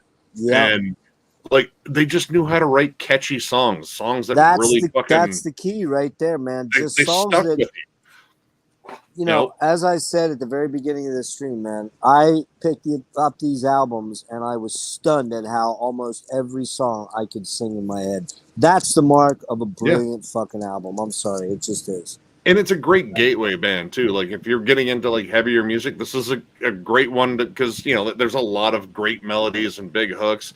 And depending on which area you're going for, you'll get some like different stuff. So there's a good amount of variety. Like, this was one, like, even when grunge was taking off in the fucking 90s, and they're like, oh, you're the fucking metalhead kid, we won't listen to anything you fucking listen to. I was like, what about this Typo album? I was like, all right, I kind of like them. And that would be the one that they put on. They won't bitch like, there's a bunch of stupid metal stuff. Why aren't we listening to fucking STP? It's like, because we listened to that earlier. Just shut up. Also, so sorry. What other band, metal or otherwise, can you have a dude who is like the picture of what I think most people view masculinity as, right? Yeah. In general, who also is like, I'm also sad and I have feelings. Yeah. I that was another thing. Like, that one took me like years to appreciate, because I mean, like, when you're younger, you're like, yeah, I'm fucking full of testosterone. Fuck yeah. Look at him. He's fucking cock diesel. He's a fucking mountain of human being. Oh, there's our puny. I heard his dick's huge. Anyway. Cockzilla. He beat a man to death with his dick and took his wallet. You know what, though? That's a great point, man. Pete really threw a lot of his vulnerability out there. And, But on the outside, like you see this huge mountain of a human being that looks like he could stop a bullet with a pectoral muscle. But yeah, the whole, being exposed and being like very open about talking about like a lot of dark personal stuff, but also, I mean, kind of what most people do is like, yeah, during dark situations, they crack a joke or two, like, yeah, about this, like, yeah, it's a little levity, like levity. Yeah, it helps because life can be just suffocating weight. Just yeah, man. Slowly coming down. A little bit of levity, like that gives you a little bit of room to breathe. Like catch your breath. Like, all right, that was a good laugh. I needed that. I think too that's something that is not often credited to them, but I think a lot of people. I personally had that experience with Typo. That was part of the reason I connected. I love the music first off; it's just fun to listen to. But then, like I said, when I was going through a rough time, like I'm listening to this, and I'm like, holy shit, okay, he's doing it. I guess it's because it's the same thing, right? It's only been recently that men are allowed to have feelings, if you will. And he was doing that shit back in the 90s where that was not acceptable, And so there's a lot of layers to him and to Typo as a whole. Again, I think this guy and this group of guys, I mean, I don't want to attribute it all to Pete. He was the master architect of the music, but you had Josh kind of doing the studio thing because he was a massive part of the studio creation sound. And then you had, Kenny and Johnny were more the welcome wagon guys, but they're very solid very solid drummer. I mean, Kenny's playing with fucking Danzig, Silver Tomb, Quiet Riot, Kill Devil Hill. He's in like all these projects. I was in that. Yeah, so he wouldn't be playing with them if he wasn't solid and a great drummer. And Kenny, man, what a personality! He's just so cool to fucking listen to when you do interview. I'd love to interview him, talk to him. I'd love to just sit down and have a beer with him. But I mean, the perfect storm of these four, created such incredible music, and it's romantic, it's thought-provoking at times, it's caustic at times, but it's just beautiful stuff, most of it. And I mean, really, it is. They had 5 really damn good albums, man. 3 or 4 that are fucking close to perfect, and 2 others that are pretty good too, man. I mean, as much as Life Is Killing Me, it probably is my least favorite. It still has 60 to 70% of it is fucking really killer, man. I mean, can't argue with that, Before we wrap up, whenever that is, we should go through and rank them. Well, I kind of did, but I'll give you mine real fast. It was, for me, it's World's Coming Down, big time. Yep, that's the one. October Rust is 2 for me. 3 is Bloody Kisses. Either version, I like them both. 4 is gonna be, I gotta be honest with you, man. I think it's Dead Again. Slow Deep and Hard's probably 5th, and the last one would be Life Is Killing Me. All right. I'm gonna go back to my ranking because I have to remain consistent. But honestly, I don't think it's changed though. That's the thing. Hold on here. I'm just gonna skip to the end where we have all of our there we are. Let's see. World Coming Down is still my favorite, without a doubt. Like, oh man, Bloody Kisses was my number 2, then followed by October Rust. Bloody Kisses, I will give it that there is like a nostalgic edge to that because I remember like where I was when I heard these songs the first time. Most of it was, in my room, but also, other places. Crying into your sheets. Maybe, or masturbating to the album cover. Could be that one too. Dead Again is my number 4. I think that's the most overlooked one. It really is. It is. Shouldn't be. And I don't, again, I know I've heard people be divisive about that one, but I don't see any reason to be. It's Slow Deep and Hard, album. Number 5. It's a great debut. It's very interesting. Like I said, a lot of stuff that you think would collide that doesn't. It actually works together, like hardcore and fucking doom metal and goth all working for the betterment of our music selection. I love it. Life is Killing Me was my number 6. I had Origin of Feces at last. I might actually switch those two. Oh, I like them both. I didn't rank Origin. That would be last for me. Yeah, Origin might stay at the last one just because, again, it's more of the novelty of the fact because you kind of have those songs already. Granted, they're slightly reworked. But I think for me, like mostly it's the humor. And there's plenty of it. Just wide, gaping humor all throughout that. Yeah. Justin. Give us yours. Number 1 and number 2 are almost the same, but it would be October Rust and World Coming Down. I think in that order. I see that. But I God, I love World Coming Down so fucking much. Then next would be Slow, Deep, and Hard for me. Then Dead Again. Then Life is Killing Me and Bloody Kisses. Last. Wow. Yeah, dude, my favorite songs on there, but as a whole, I mean, it's spicy. It's a spicy take, but That's a spicy take. Yeah, there's arguments to be made for any of those. Like, I mean, yeah, we rank shit all the time on our channel, and some of us have gotten shit for ranking stuff. Like, namely, one of us. That Altars of Madness thing will never go away for John. Mm-hmm. But yeah, I could see that, but I don't know. Like again, like. It kind of depends on where you came in on some of these albums. Like, I mean, Bloody Kisses was my first typo album, and there's always going to be that nostalgic love for it. But admittedly, I think the music is better on other albums. But I don't know. Like I said, all the albums are good. Like, this is one of those discographies that was, yeah. Yeah, you're right. Like, you're going to lose. The catalog is high quality the whole way through. Or as Waterboy would say, that's some high quality H2O. Listen, I want to wrap up, but here's what I want to do. I think I'm going to do a follow and after stream. So if you guys want to do that, I'll send you a link. Let me know. Because it's not that late. It's actually not even 12 yet, surprisingly. Yeah. So we can do an after, but I don't want it affixed to the deep dive part. Couple quick notes for people. We had 26 people tonight. Great, man. Great turnout, I think. I shared it on Facebook and the YouTube channel. Killer.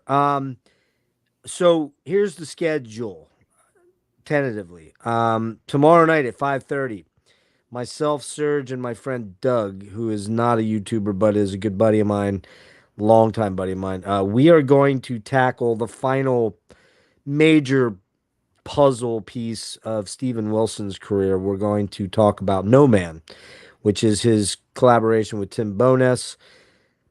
Art pop, dream ambient, fucking gorgeous music. I've been digging into that catalog. It's fucking amazing shit. It's not Porcupine Tree and it's not the solo material, but it's something all unto itself. Very unique stuff. If you like bands like Talk or Bark Psychosis or something like that, you love No Man. So we're doing that at 5:30 tomorrow night. Tentatively at 10 o'clock my time, so 10 Eastern, whatever that is, 7 Pacific. Myself, Devin, and Jimmy are going to do the catalog of Gorguts. And we're knocking that out. And then coming up, next Saturday, I think, myself and Dennis from Analog Archives are going to hit the Triumph catalog because I've been dying to get into Triumph. And then he and I have a little something special planned. I'm not sure when it will happen, but we are going to do a dynamic duo of 80s bands that had massive first albums that dropped and then kind of petered out, yet both their catalogs are still quite good. We are going to touch on Aldo Nova. That's right, folks. Life is just a fantasy. Can you live this fantasy life? Yes, you can with us. We're also going to touch on Zebra, one of my fucking favorite bands from the 80s. And if you know that, I'm not even going to try to sing Who's Behind the Door because that guy's octave is like 7 octaves above mine. But what a fucking killer debut band. The biggest selling debut album by a rock band on the Atlantic label ever, believe it or not. So we're going to touch on those two. Logan and I are going to try to get into Yob somewhere along the line. We're not sure when, where, how.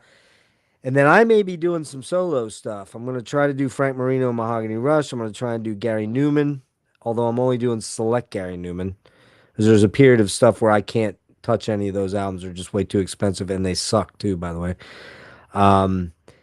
Then what else do we got? We got I think that those are the ones that are like right there. I really want to do The Cure, but I need somebody that really wants to do The Cure with me, and I haven't really found that person yet. So we'll see if that happens. But yeah, it's kind of what's on the docket.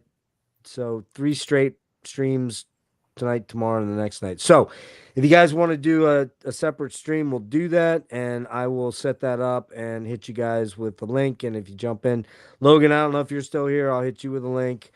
A couple of the other guys, I didn't really tell anybody else about it, so we'll see who shows up. Maybe they will, maybe they won't. I don't know. So, but I want to thank Vestabans Bloodbox, Justin, dude. So good to have you. Yeah. Oh man, it was great to see your collection. Thank you. It was great seeing Peter North's butthole so much. I mean, it was just Not Peter North. Did I say Peter Steely North? butthole. Peter Steele. I said Peter North. What the? You did. Come on. A lot of us have seen Peter North's butthole. Let's be honest. Ooh, I've seen other parts of Peter North that are, yeah.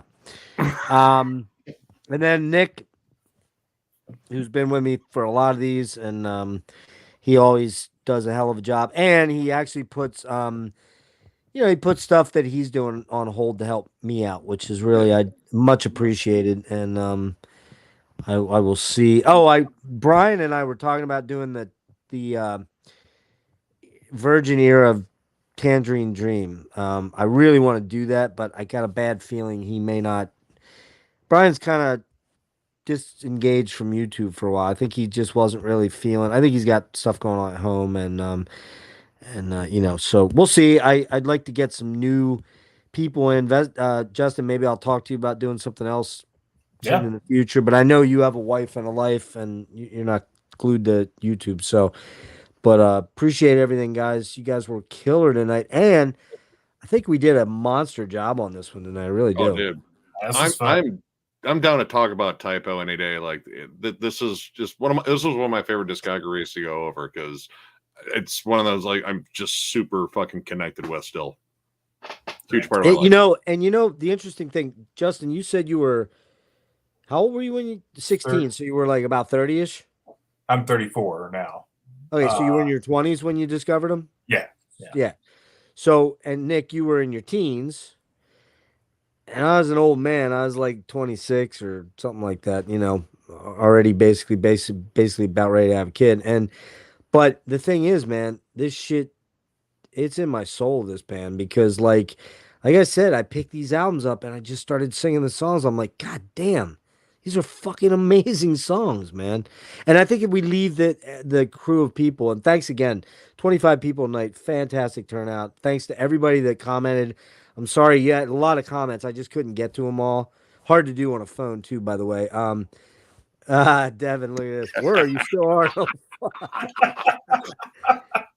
He's not wrong. For once, he's not wrong. I got to give him. I mean, nah, he got you.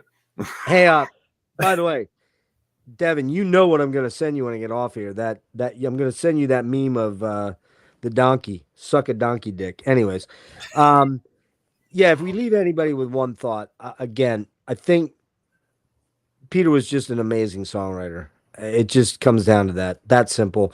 Amazing songwriter, a great musician, and great guys around him that were great musicians that added, it was a sum of the parts. It was not just Peter Steele doing everything. I mean, that's the reality of it. So, guys, you guys kicked ass tonight. Love you guys. Appreciate it so much. And brother, thank you. I'll send you the link. I'll send you the link, Nick, and Justin, if you want to jump in for a little while, it's up to you. It's totally cool. So we'd love to talk. We'll just bullshit off topic. We can talk about anything we want. So cool. All right. This is fun, boys. Guys. Thank you. Peace out. Hails. Hails. Oh no. Is it heavy hails or just hails? Just standard hails. Daniel Harris. It's like that whole Peter Steele thing. By the way, Both were known for their dicks, though. I'm just saying. you know that's true, actually, man. But I'm like, that was really that was really Like, yeah, that's the dynamic duo right now there. this just means probably the actual crossing dicks size. of the Peters.